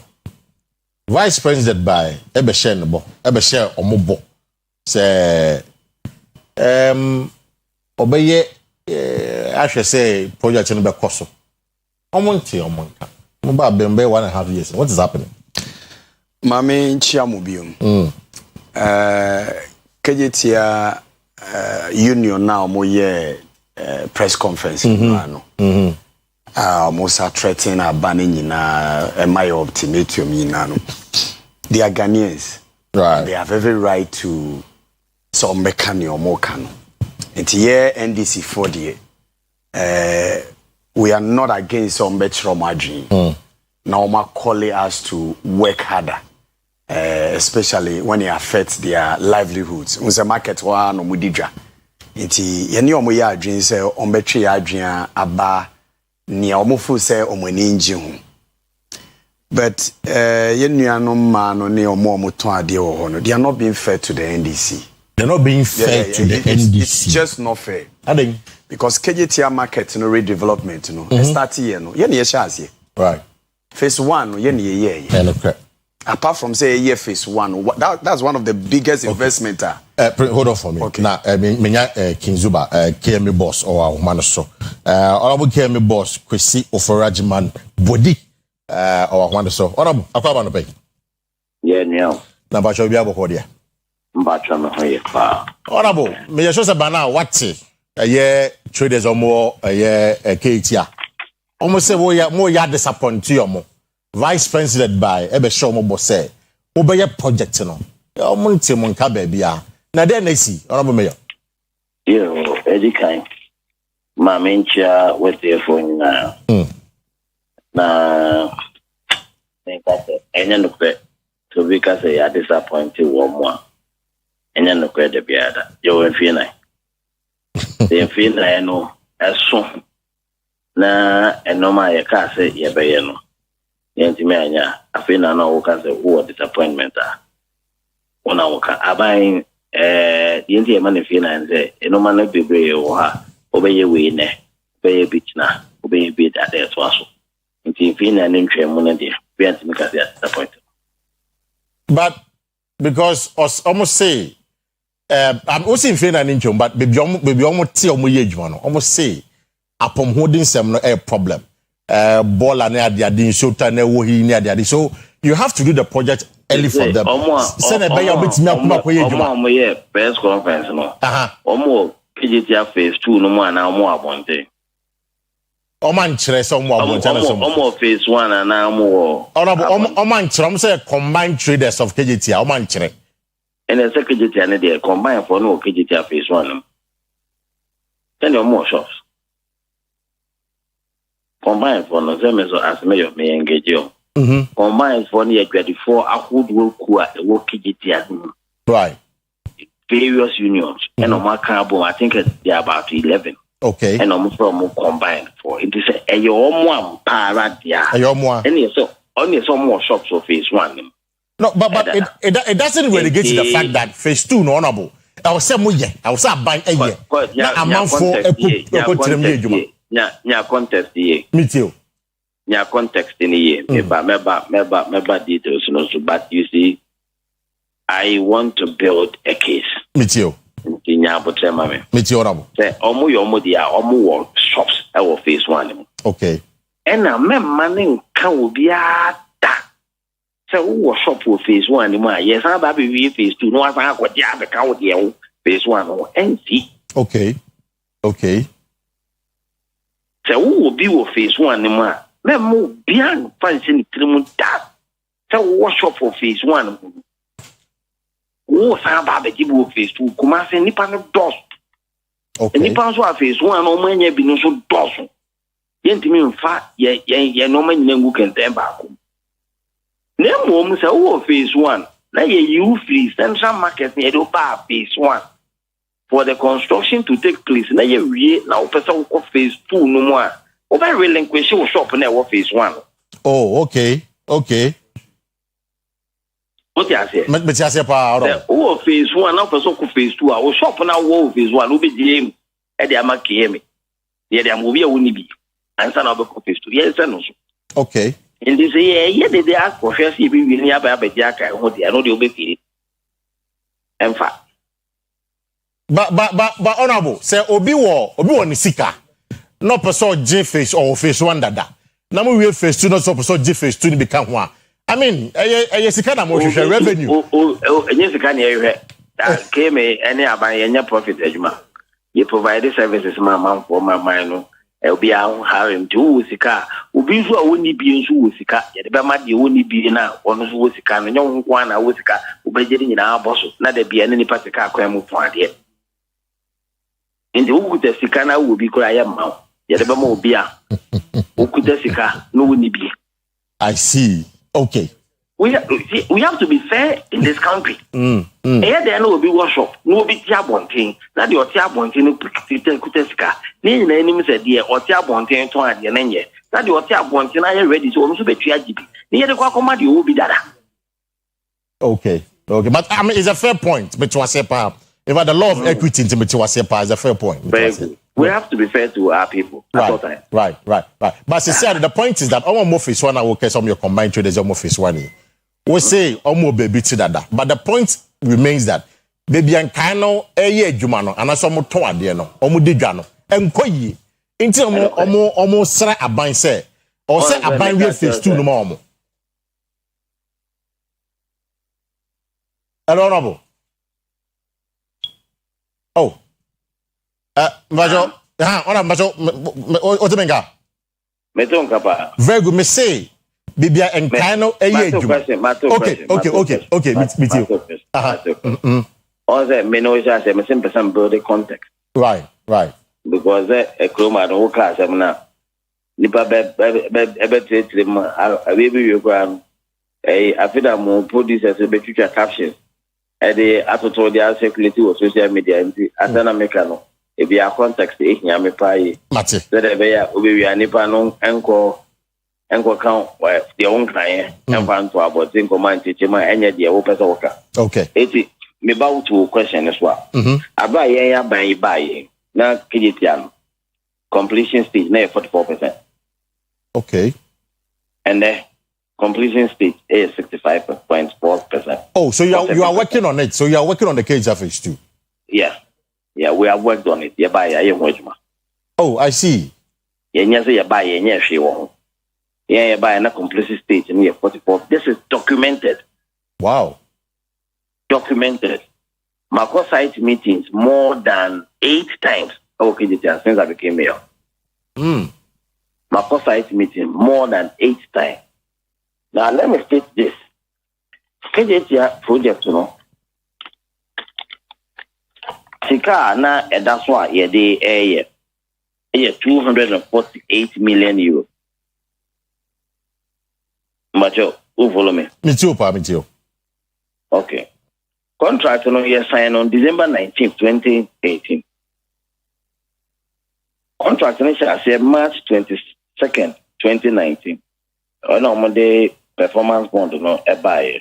In the actual commencement is February 14th, 2020. But what I said. Now, or say a day 48 months in a DBA contract. But what I said. In the now by 14th February 2024, no, thank you. Project. In the Kabaya Badara. Or Cat 14th February 2024, and also a contract. Phase 2 then year ended by and also on the 14th of February 2024. But what I say? Loan agreement, now expire December 2024. Loan agreement, expire December 2024. Contract, expiry date, the financial contract expiry date, 8 December 2023. And what it means is that by the time I buy 248 million euro, which has been secured from UKEF, I also a complete project, like a perennial. That's kind of sa. Saasi kana go say a complete project in England. Say a complete project in England. But Saasi kana asanana project edu 44% stage level. Very, very good. But na asa. Sikana kwentimi anya half of the project crampo. I see. Meanwhile, in 2023, on the 18th of July 2023, contractor no issue payment certificate, interim payment certificate. Sabeno, like omunya 25.179 million. Then come minimum virtually omatime. Edward cheaper, like a woman you come manimba. But what I say? Mijio. I'm branding now almost anti-matter scam. Now, contract now, a horse is here now, union at the house bed. Contract, I know, a ready so by year, Jumana, young fast come a sample a pen suspension. And the currently suspension claims on Abam, it's around 66 million you. I know the Sika also a trio as 66 million euro. Wow. And one you may be out. Say, young for almost come our mum for you. Am I in your suspension? And see, I find that I'm the how Cassia and half 2 years old. A walk in it. Was Sika Omodia, one friend me, Edgeman. Nelson Penny for the Jawa. Here, in the Finance Minister Emma a commission forensic audit. Auditors Ababa Yoma Juma, if you are the former BBD attendance fishing mamone to my mamun abidi attendance auditors about Nomakai. Omoko any come for baby so a casa one yepe baby ascano Akua Asieduaa. But that's notwithstanding. I buying a place can be and never make us say before or more press conference. Last week, now, arranged a meeting between the consultant, the Ministry of Finance, Ministry of Local Government, and then at 11, there's a meeting that is supposed to take place. May I send somebody to go and represent me in that meeting at the local government ministry?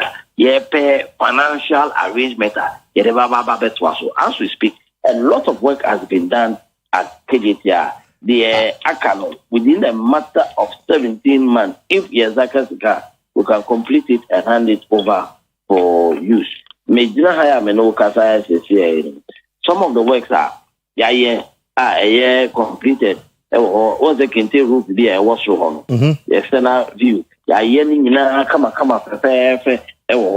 Ama ya painti traffic antenna bi bia ye kama adwuma no baby adu ni nya sika kakra bia betime wi ya ye cable trace ya ye fire fighting pipes ni nyina ya installing ni nyina ma no are ready for use so ena ya ye beams ni columns e wo nyina wi ya ye steel decking for ramps no ya ye ni nyina wi ya ye reinforcement of mesh or ramp no so concrete casting also a good slabs so we na ya ni na area adwuma aka wo endorse the enemy second cape ebetime aye in the matter of 17 science for the purposes of clarity we say over 44% to this our census here 65.47%. 55.74%. 47. So but you're running at 56%. You're running at 56%.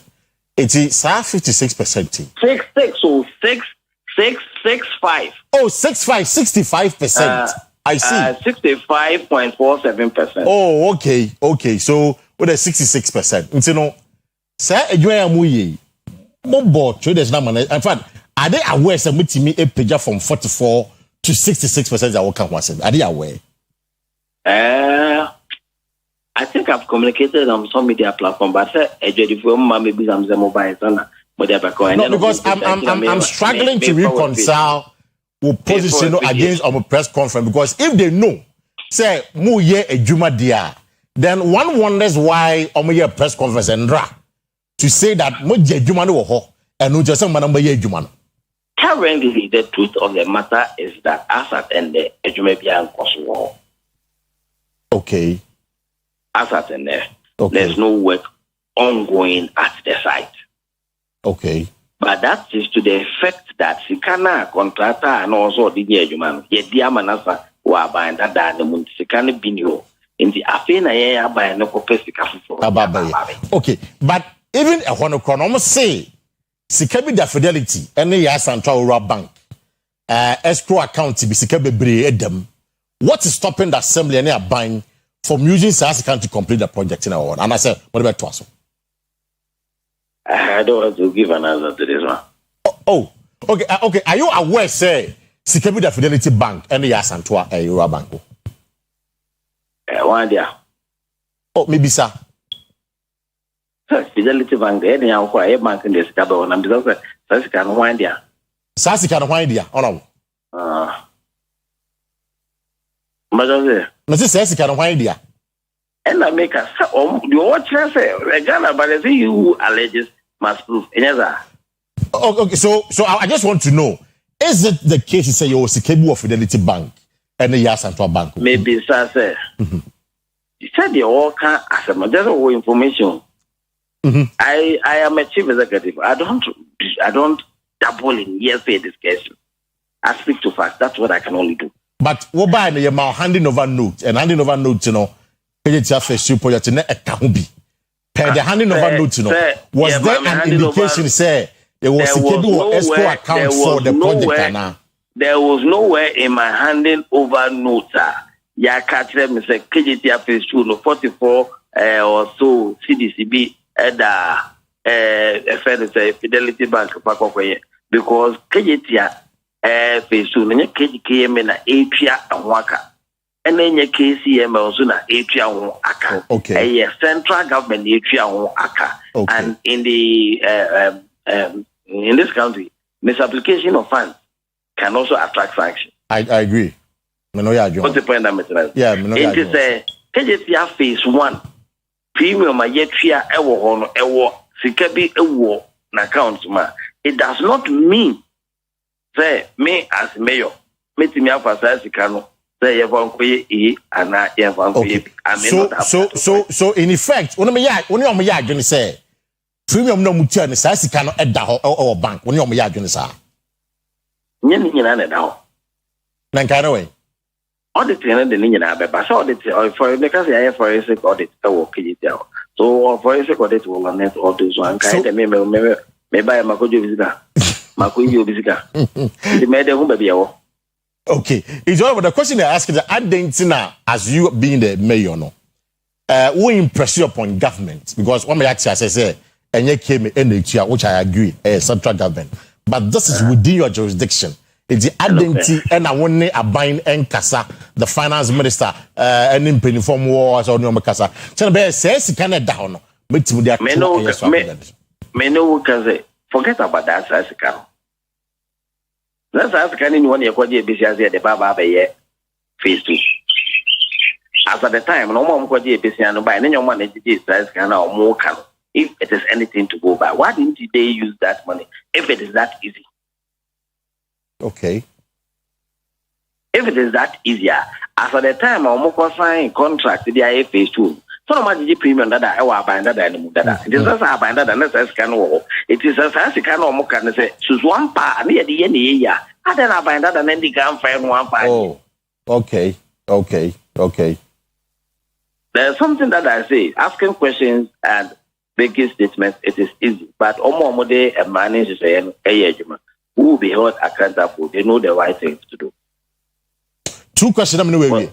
Do we know why I says can you find Yejuma? Do we know why? Yet me find Yejuma.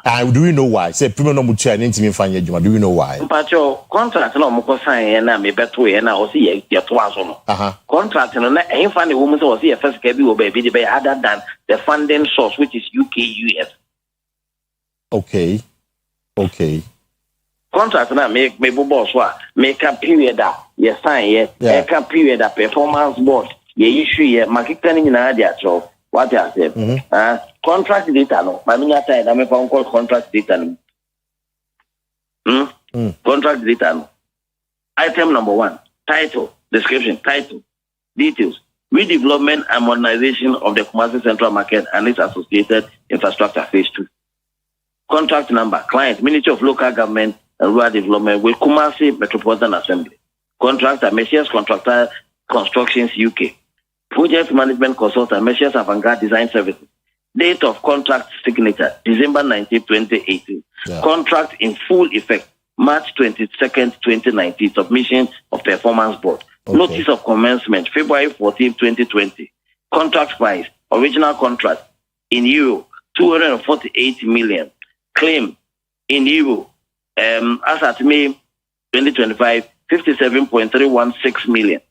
Currency of payment, euros. Funding agency with emphasis. Funding agency, UKEF.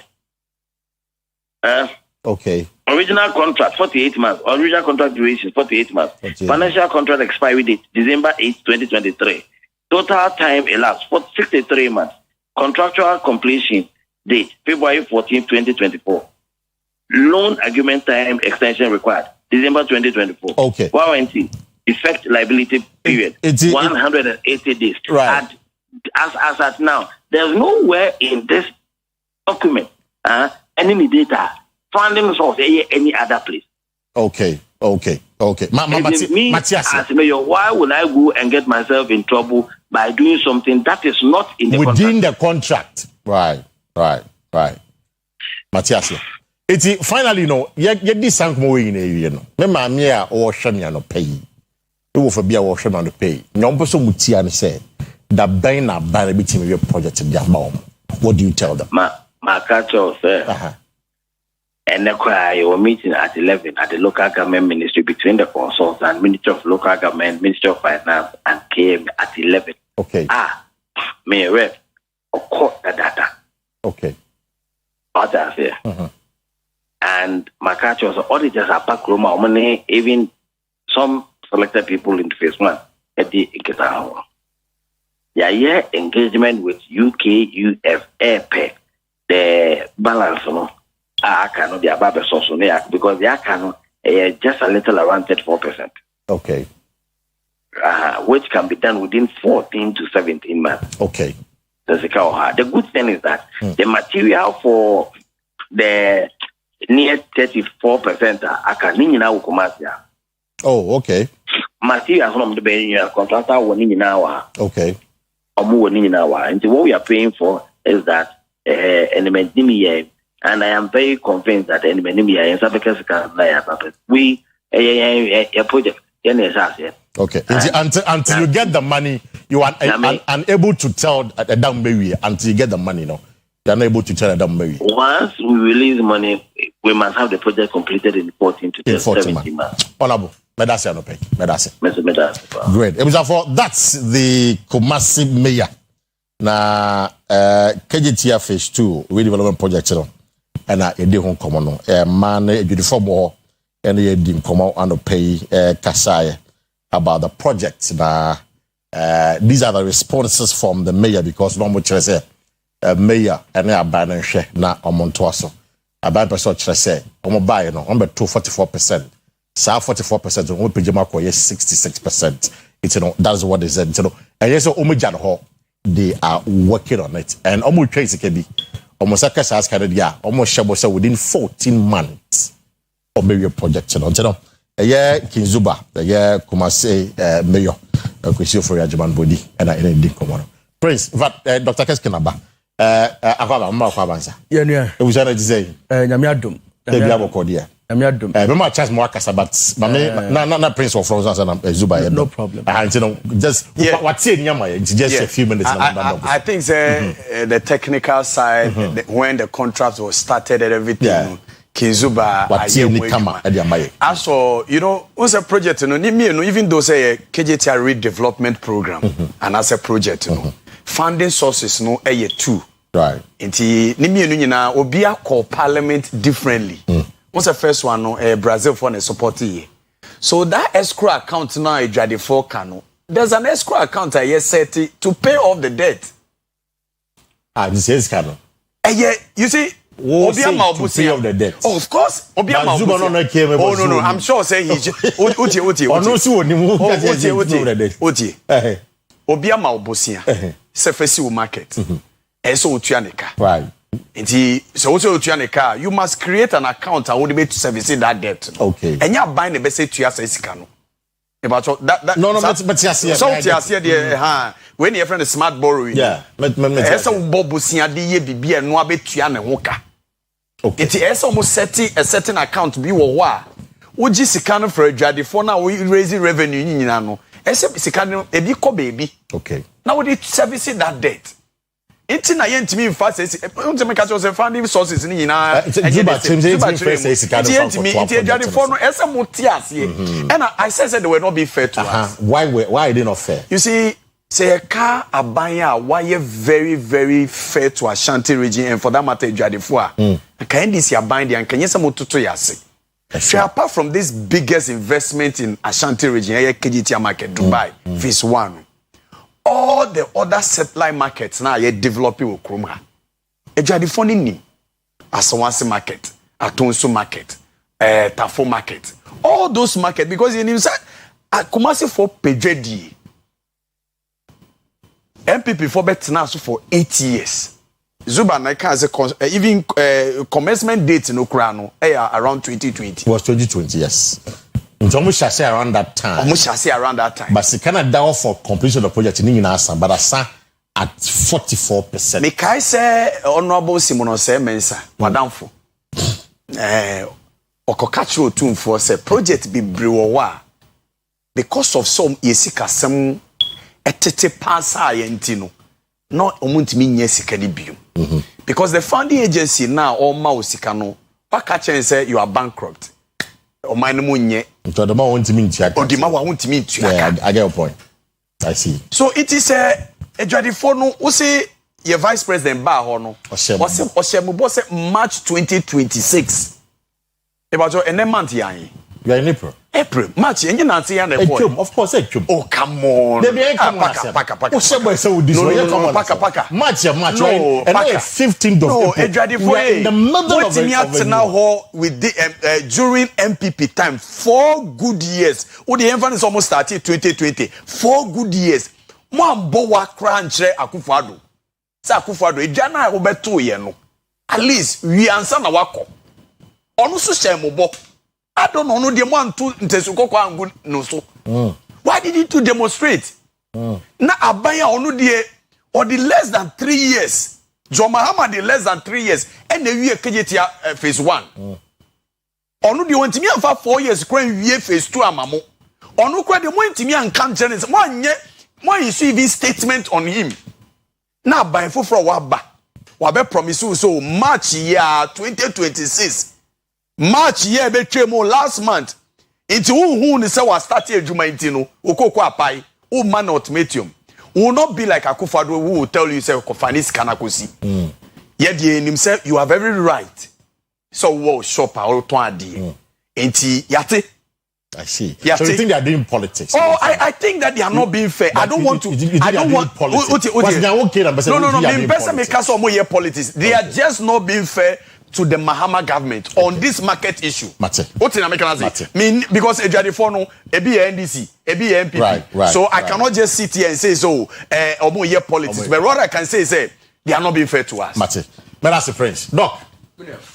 What take Zuba? I was happy when the Kasa Ure what no kind na with Prince. The conversation at then is say they defund they are not being fair to NDC because Senana principle. NPP time more time Oman Kasa. He said we will buy a phone number 1212. I feel now Omo be the date here about. What do you say on that? Yo, Paka, I mention Right. Mecha Zuba. But I think he was very, very disingenuous. Oh, there. Some of the facts. I'll put out some of the facts. Me too. And the point about Prince saying said Jadifona and Kasa minim sena or Ashanti region there. Moncro for no share hono momni bimuye press conferences back and forth in 2025 ahead of the elections where the Kasa Oman Kasa.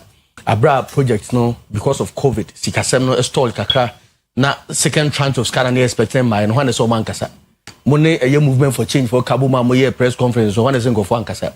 I think we need to be fair to the facts. The first point they say Zuba Kasa no so omo buy no ejuma astole omo nko ho. Eti e den omutimi increase from 40% to 60%. I say for Sisia Kasa they are stalling.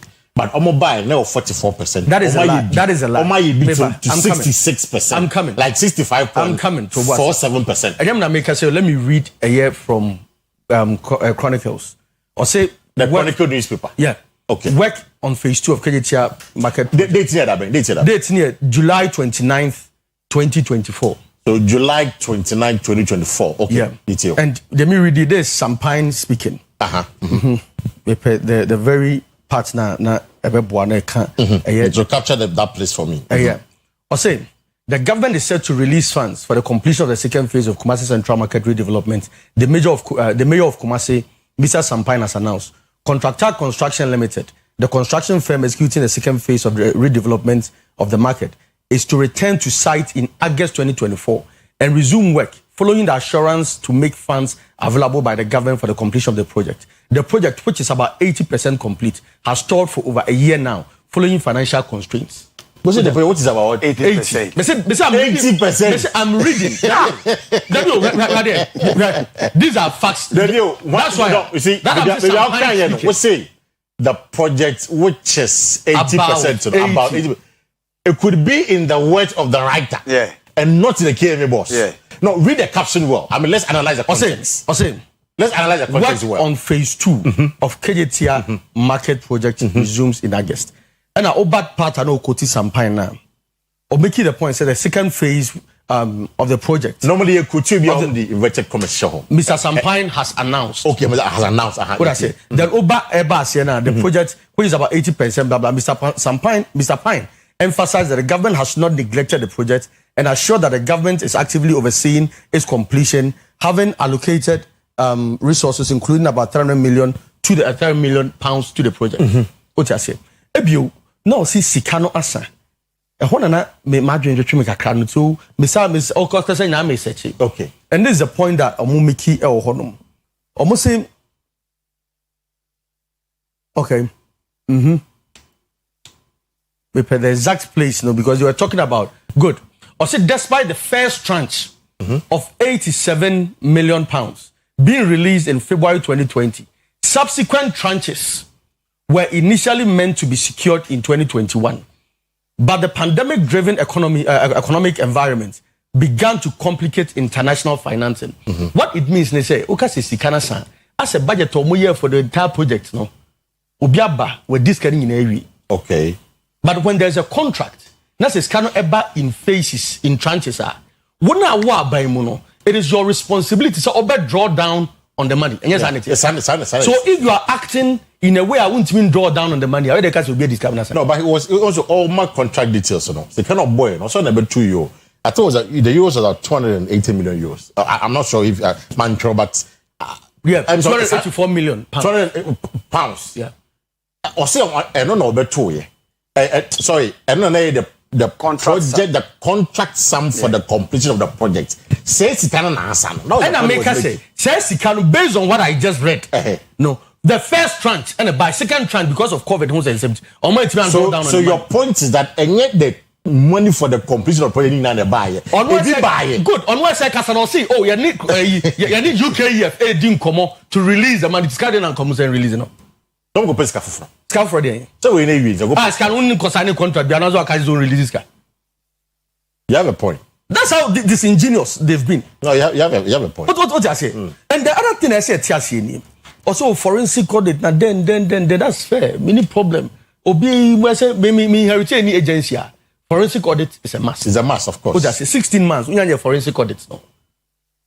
So I said, I feel now. I see the question refi. Abra MPP frap by on the 7th of January. Not contractor for site. No more site. No more site. Yes, they were there. I don't know about that. They returned in August. They were.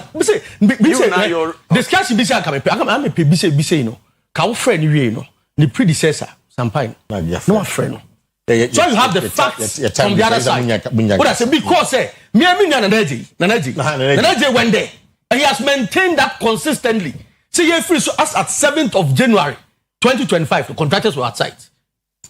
It's mobile, you know. And part the financial arrangement when we see difficulties. We understand. What I say, won't mean draw down. We understand. But Ghanaians are not ready for excuses. So, Abba not fair. A vice president never promised. Or more, I promise you the phone say by March 2026. No situation. No.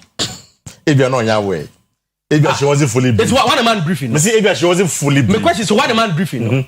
We are vice president. Now we're back Kumasi Metropolis. Now we're engaging go far. We mayor income. Of course, the man briefing. We are man briefing. And you tell us so they have been unfair.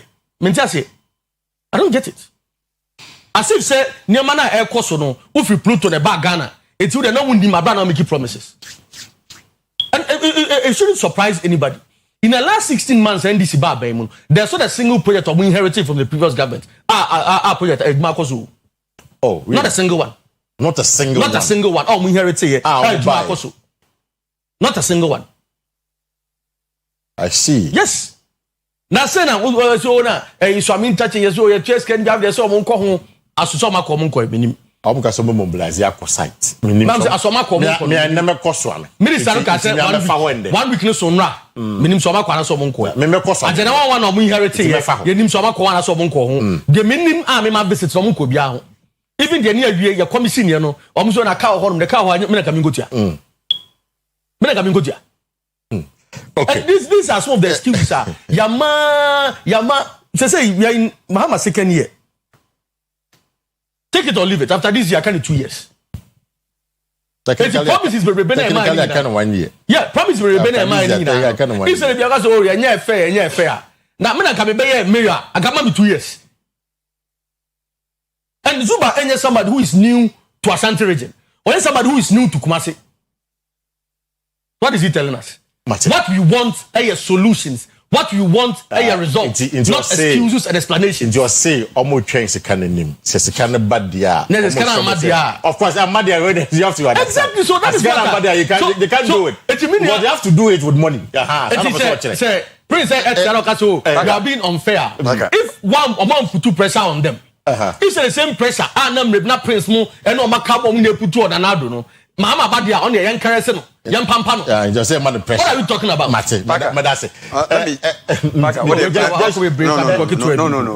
Just your public health doesn't count.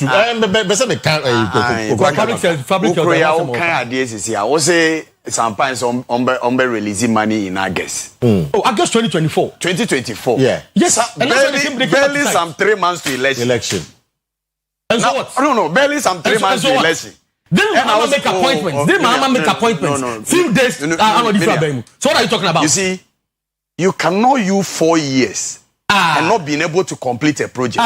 And asking and have the audacity. Prince, you must equally. No. What kind of logic is that? Your COVID by. What kind of logic is COVID and the global disruptions by. So let's understand the young people.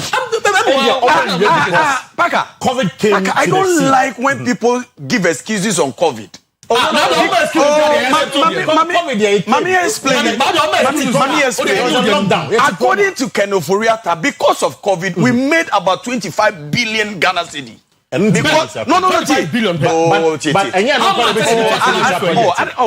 much did you just reason be said because of right. Because of that same COVID, it was unprecedented. Why also using 11 billion at the COVID hunyama?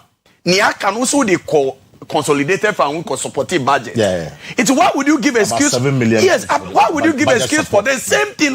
Unya husika. Eye wo mismanage we economy no. Omo usika no. They were not saying it's because of COVID came out ka. Almost was what declare bankruptcy. Uniska would tia woka. Eye den na me bo obusia waka tell me so prince me niska me di tia woka o. Na masa di sky pay so ama. Would it make sense? Enti enye COVID. Jetum se enye COVID. Eye because what declare bankruptcy waka tro mo bo obusia wo wiase nyina say he wo bo obusia magisika no mintimi ntua biom. Eno mo nim nyansa nti they say no ya ma osika se fire project no ye but say waka tell say this kind of pay so ma wa untimi ntua. So let's agree with that. As for say ye be no I say within 14 months, it can be. Yes, our mandate is 4 years. Yeah, 4 years, of course. So you cannot just judge us by 1 year. Right. 4 years, go away to the year. Sorry, about the audacity here, Kasa. 30 seconds. This sort of erroneous idea say COVID time in years. Come and take NDC for us. COVID time, not taxes are not binding. Me just say. No, G. No. You even say so when you are more than. No, but you know that the finance minister at the time. I'm making a point. Okay, so make your point. Just buying near himself public sector workers. We been encouragement. Yes, right. What's the salaries are in a year? Saying now I send out to force and say for 2025. I'm the tax. You also about 17 billion cedis just to pay salaries. And you sit here and tell us let's can you now? Consolidated fund and mind you. Now salaries you're talking about. You're talking about. Of course. So what kind of logic is that? That was it. Nurses for your mom free ride to all those things catered for. You must feel like all this is. And now can you now bomb? Free you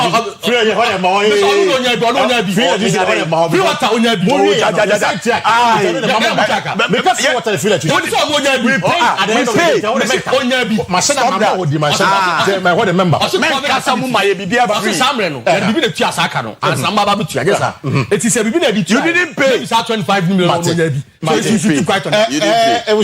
So what should I put now? In fact, I'll be happy to hear your thought. As for a free water and electricity, my bond is afforded because they did go on your free water. And they gave insurance to enterprise insurance. Free lunch. Can you hot meal. So we saw that. Come on, but electricity and water need the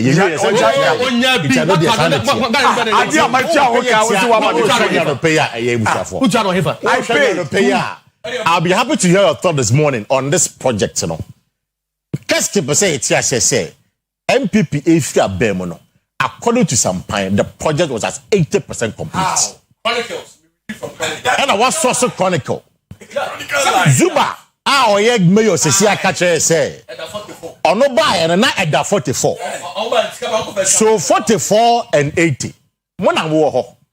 If I zoom up crowd say say cement ne iron rod ne wan yin akran yin no o ma ye adwuma and all of that. So when I wo ho do pay. I'll be happy to hear your thoughts on this matter. It will be a phone line stand about join the conversation. Na me hwe me time no. Me time no call. Me zoom come on. Yeah, we say I no ka ho. Debbie, my young farmer, Mr. I'm the same topic. I'm the primary health care is no say topic. So was sending out. I don't want to send him out. Or send him out. Okay, or send my name because me in here. Okay. Why? Then we are casting another. Because that is for June trouble. I didn't order that. Okay. No matter deal for so they are okay. Just give it to you. We have go. What's the primary health care? What is the problem? Because I might say also in the crown. They will be deploying nurses to bus stops, to homes, to go and screen people, and a lot of that. What will you do, Papa? No, credit say, I'm a document beside the Tosubiba. And this one, what they are sending, my mention. Unrolly Emra, a French as in Fusro. But it's nothing new. Okay, or see the World Bank's primary healthcare investment program to Ghana. For results to Ghana, approved in June 2022, has a total project amount of this. What I say. And as I share health insurance, or more model I was saying now already primary health care no. Or what are that? Chips compounds, polyclinics, as for no. That's what they use it for. Or what are that? Health insurance in Chiahoka. It's a new phobia, but I didn't know what I done. And then this is what I say. That's what they are doing. So all a branded BB or what are that? And only Lansing is about no. If they are not BB count, because they have the count. Because minister, what I mean, hypertension, diabetes, all those things, and seasoning I can't be. So the bear man for diabetes is primary healthcare. I mean, but that's what I saw. Diabetes is primary. They can say diabetes. No, that's what I saw. Because what I'm saying is, the only way they be phobia. Okay. What I say, what than the health insurance. What I say, then you say health insurance number augmented. No, you say Mahama Kenya health insurance. It can be. Then a creative business will be so to be. So in this case, they are even going to create health posts or stations that they are. It's a little different from Ebia Nanamuye. It's almost the enhancement. They are all probably. They are all if what you are saying. They are already health posts. They come. Next, you be for. Yes, that's the point I'm making. Me too. It's idea or what that. And you be a what Sasia dream will say, wait, a bini we are going to create it. Okay. It's this lunch and who never be. About a day, a year, cancer and other things, I can't help insurance. I don't know the lunching be. And these are the things who may say this for Momo they are not to say. Because I don't really recall. No, primary health care not to say. What was the primary health care and the health insurance? How this is how it operates. Who call a year those places are and Pempi, no beat me back hospital. I say nipa de bar check up bi no baba be nipa de bar on the 100 don kakra bi enye yare gidigidi bia na nipa crop. I say there's a difference between sick healthcare. What they say so be yare no aba and obi o ma afam so aba be hwe 1 or 2 things aba be diagnose the ho. What they say because we realize say anfo e be check up. What they say so how do you motivate people to even do that? And know that this our concept of primary healthcare this man eba. But the whole thing is that this whole pageantry I person they found who na ye be launch primary healthcare as a bibia any hodada. That's what my issue is. Okay, nti e wo ho. Hodada. And na omo be ade on because I'm reading here say omo set up health post e wo bus stations and some other busy areas and they will bring health closer to the people. Nti bia emphasize KJT here and pay ube kono ma set up be a health post bi ho, e be a bus station ma set up health post bi ho. So this is what they are saying, Oh, they say, what did I just the addition? Exactly. That's the point. Is the one here say oh, KJT, I know line. Okay. Let me what I say. And I say we try to minor in the like major in the minors. That pageantry with me. Not me tell me but so about 24-hour then unit Ghana Health Service. I'm sorry. Now we need 24 hours that. I said, "Tinman, you must say, acquire sa pageantry na." And as you train, I'm back. You train, I'm not better. Matter. The real issues of health, no, we are not dealing. We are not tackling it. If we decide one I will come. And we are back. We should complete it. Next 4 hours, match fear. Say so. I don't know. All they say there, yes, na who here? You come in now. That has been resolved. Resolved how? No. There's been an engagement with the Ghana registered nurses and midwives association. And what's the resolution? Because they raised consent to say, Obi Atina Oye School since 2020. To 2025. Now see MBA portal. Now we are apply. It's not fair to Omomori School 2020. No, they are losing their experience. So now they have engaged the ministry. I'm not say the ministry has a resolve. Say, "Sadom Besha Sefi Chile." as it's being done. So they will start from 2020. Yeah, for movie, now 2021, then 2022 Sahara level. So you get Abraham ministry. So go back to what was existing. Exactly. Take his decision. Why not consulting? Okay, I know another question to ask. So I'm telling you. So they didn't consult the stakeholders. That's why you're Jumano. The politics of it, the pageantry of it. The real issue, about employing nurses are John Mahama, the president. And some was obeying automatic. We will score near for Juma and power allowance per Jumano. After the Ababe bottleneck. And she has all space new. Space new problem. So Keskin has made a point, and I don't know it's it's true. Said the policy order that. It's an other say policy order that for mobile pound tomato say a novel, something new on Modiaba. But some who from Uganda for any more confusing. About your packer, near ambulance system or Kruma. And before by motor ambulance or man, pageantry. Oh God, Independence Square. By sea, no. I am saying, I agree. He who calls for we should do the same thing. He who calls for equity must come responsible from some points. No. We commit mechanics.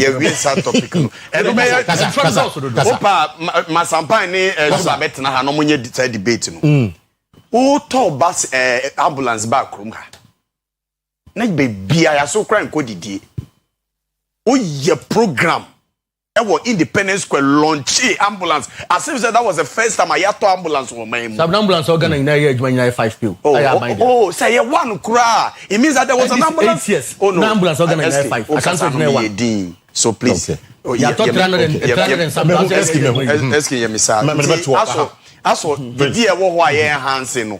And no, and a big deal. But do you think it's fair to say whole pageantry about see when the policy is already when you are existent? I agree with the big count. Yes, nice. help put some way on lorry parks in the market area. It's nice. That's not budget.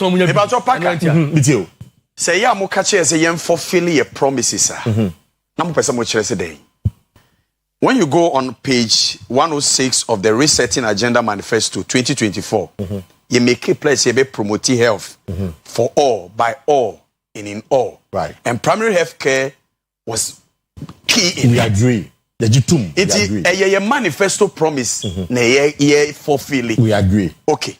Me pa ocho o se ade no wo hodada. Me pa ocho paka unam lorry parker who say ya post bi. Me pa ocho o wo ho a onya nurse for bi ba ofie be bisa wo say me pese me be check your blood pressure. Me pese me be check your BB. Inti sa wo ka tell me say ade bi wo ho na sa niema no ni wo. Tie, ete for so wo tie mi ahwe. Camera na e hwe me no. Aban say me pese me yard fufuro be one of the biggest interventions when it comes to health. And what they buy now ba be launching. Aban says see from cheap compound to health center, clinic to polyclinic. Every sa ho na ba ho nyina e free. Ni awo hia ya Ghana card. Na tie na sa ban na. Me pa cho sa na tie. Aban say from cheap compound. Nya ban na ko sa na tie na. Because as the map na Mahama be free. Misro. From cheap compound, echo see polyclinic. Aban say ni awo hia na say. So be call those places there ni awo hia e ya Ghana card. That is true. Aban. O se sa wo kọ ho a, onu kura sa wa ba sa wo tie wo ya no. Onu abesa make sure so be ye hwehwemu wo hu. Obey hypertension, screening amount, diabetes, so that was what I was telling you, the casket. All those things, you know, or see even those who are barber reporters say within a year, or so preventing yari and sanaba. So government said, I want to spend time preventing yari and sakura na ba na ma be spend this car also. Yeah. So preventive measure is very preventive healthcare never. Yeah, very key, very, very key. Internet dem make difference when. Maybe so what in America na say it aban say so ba po a onu aban obe make sure so be yes ahwehwemu so who say yare bi wo ho asa level no ntimi handle na o de wo clinic say do hosusu ni ntimi handle na de wo polyclinic sa wo ni nyina e free o untia kapre so who say sa yare no polyclinic ntimi handle no de wo district hospital no na wo health insurance no e be kick in Paka, what in common? So from chip compound, you've made the point. And Abanse, yeah, Abanse on Shansi, Oti, Abanse, Mammy, Kodam could be full as my phone.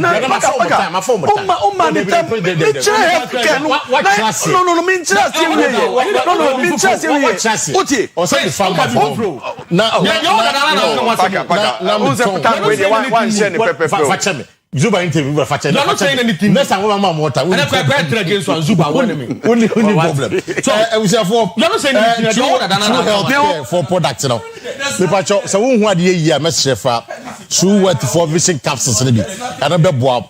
No fortis no implement ground won't mean boy Juma. O dear a yard one numbi and no boy yipa. Join fortis. What possible possible ya?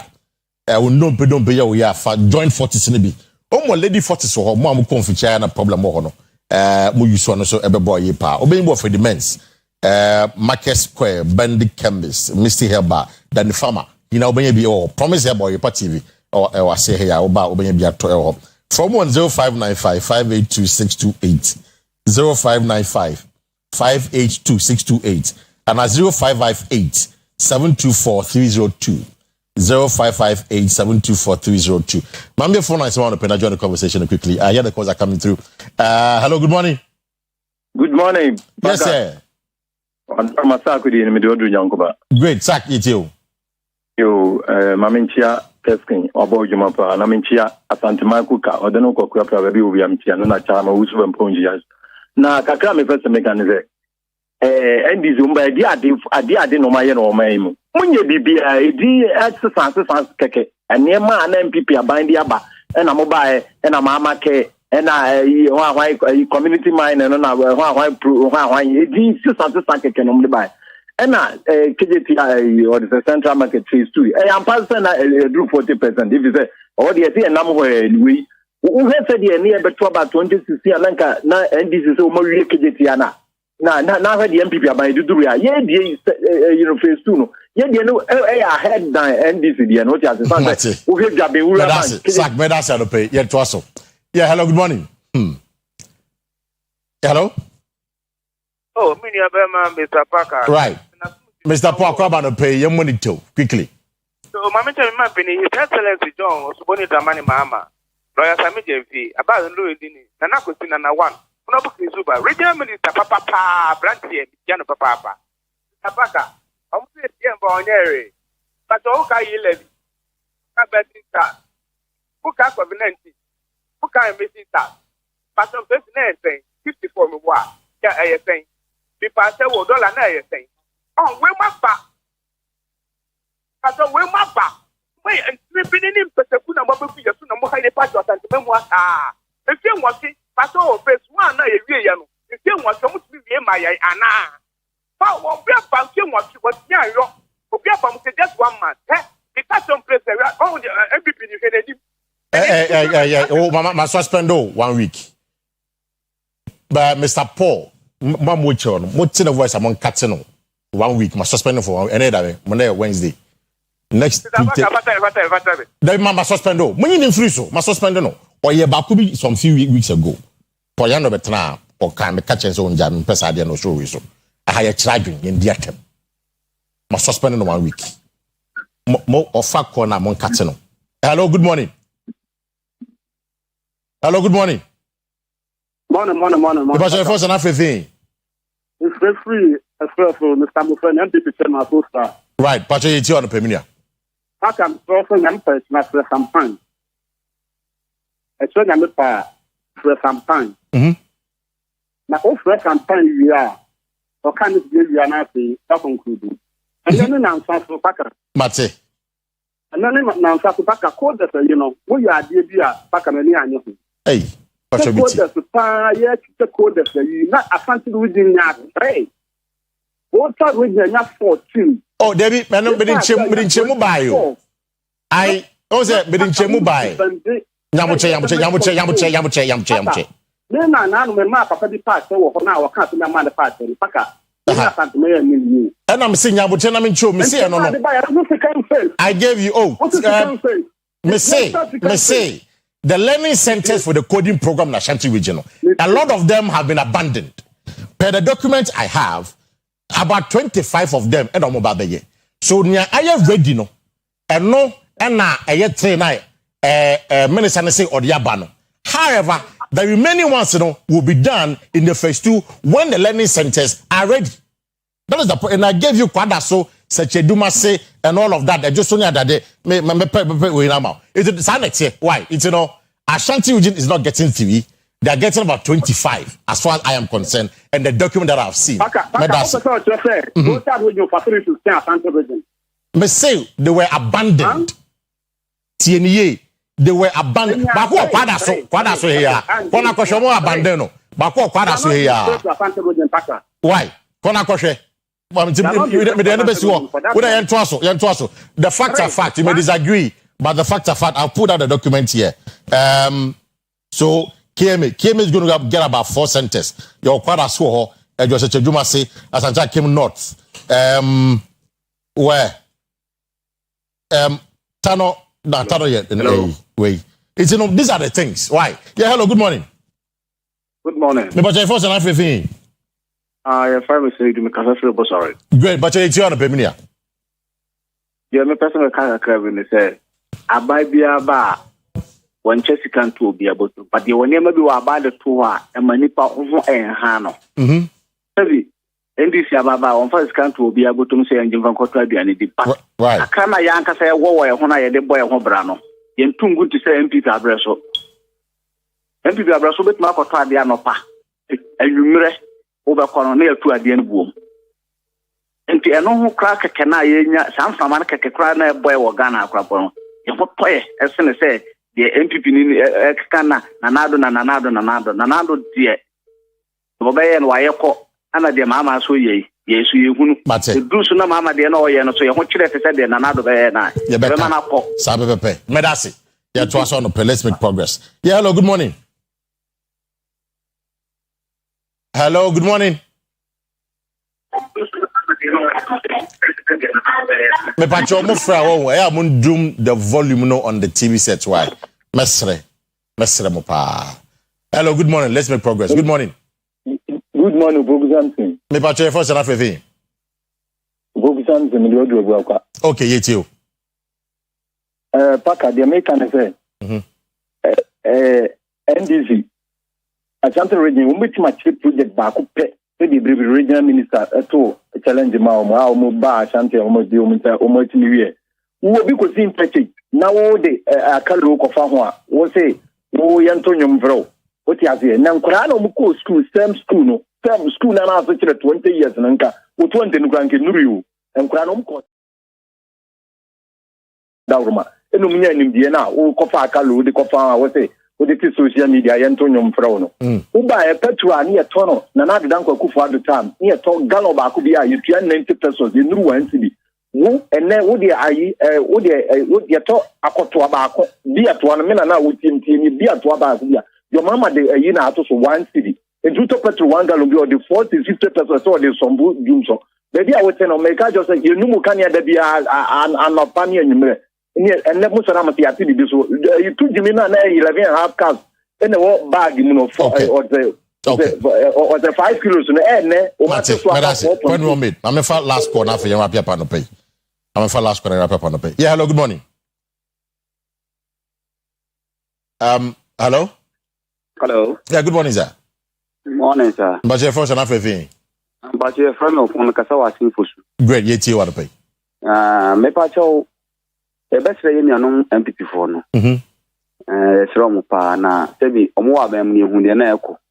Eno mu free mu so no hu de eko. Sebi afani afan kan no so me fanko. Right. Ni na Ghana for. But the any MPP ni no kan say me kuma so me ma ho da be once a day na me ba ho me to ade ho. Ba me hwe ta market ya se me omo kan ya me nua MPP ni abri gidi won ti ase. Because KGT there, you say a better crossing or more than on my end. It's your palm chow. Oma the way I say Ghana who to kakra no mama yen to asoma na nyina yenya ba ho. Meaning say we engineer and as we architect. I don't know what the criteria for which you are able to determine say ba ko ye papa share ba ko ye ka share ba ko but anyway I leave that one to you. Me architect, me engineer, me civil engineer. I don't know, I can't tell, but I leave that one to you. In fact, they appear part of the there is a birthday message with the mania Sambaba. And there a Gina and Kuma birthday. Former GJ, a regional secretary, the Ashanti region. Gina Kuma sister. Gina Kuma and the birthday. Gina, we dear FA you know, a queer myself, or your party Kesken Prince Ginano. Yamao a happy birthday. And or say ne sister so and the birthday, Mrs. Emma Yankee, or you more Giari. It's Gina sister, Mrs. Emma Yankee, and they will birthday. Or you ma Giari. Yamao a happy birthday. Now, Keskin, we're not the same name, no. It was a four, the Casameka. So, according to Sampine, and in fact, I'm not much now, we'll try and get him. Yeah, also he's willing to have a battle. We'll try and get him and speak to him. Now, according to Sampine, or say there were components of the completion like the procurement, which was over 98%. And no matter, and no matter go the way you demand about 98% was complete. Now, okay, canning in our boomer, the total project completion was 70%. According to Sampine, it's where Sampine, yeah. It's it contradicts that of King Zuba. When Zuba says that on the true the project completion at 44%. But Sampine see me Ghana for in say the project as at the time no a free abemono as KMA boss was 70% and not 44%. And as Zuba say, Oma Pijem they call 66%. Even that one is a shortfall of 70% now. So the engineers were able to tell us more about maybe another the level of completion Prince, you call final wish. So completion, just go to the consultant. He will tell you the specific. And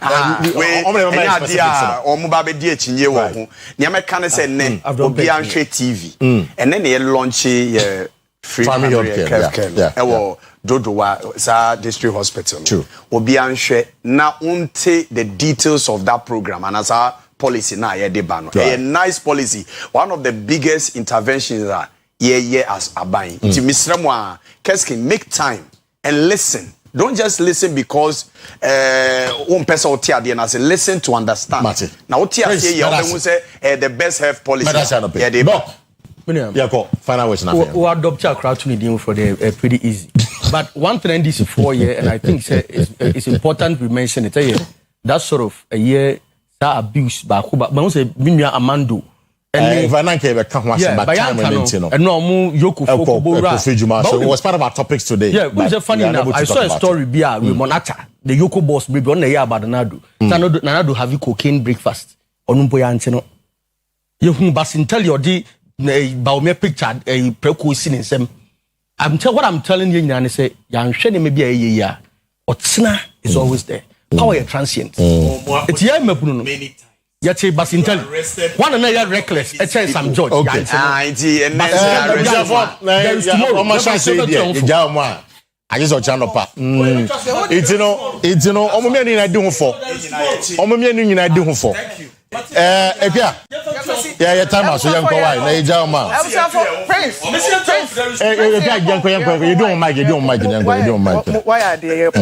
I was for your brand so ya bobo so bia na kwesi aka was o mom the whole day kran so. Omba bro so an komo no mu ni di aka wo fie.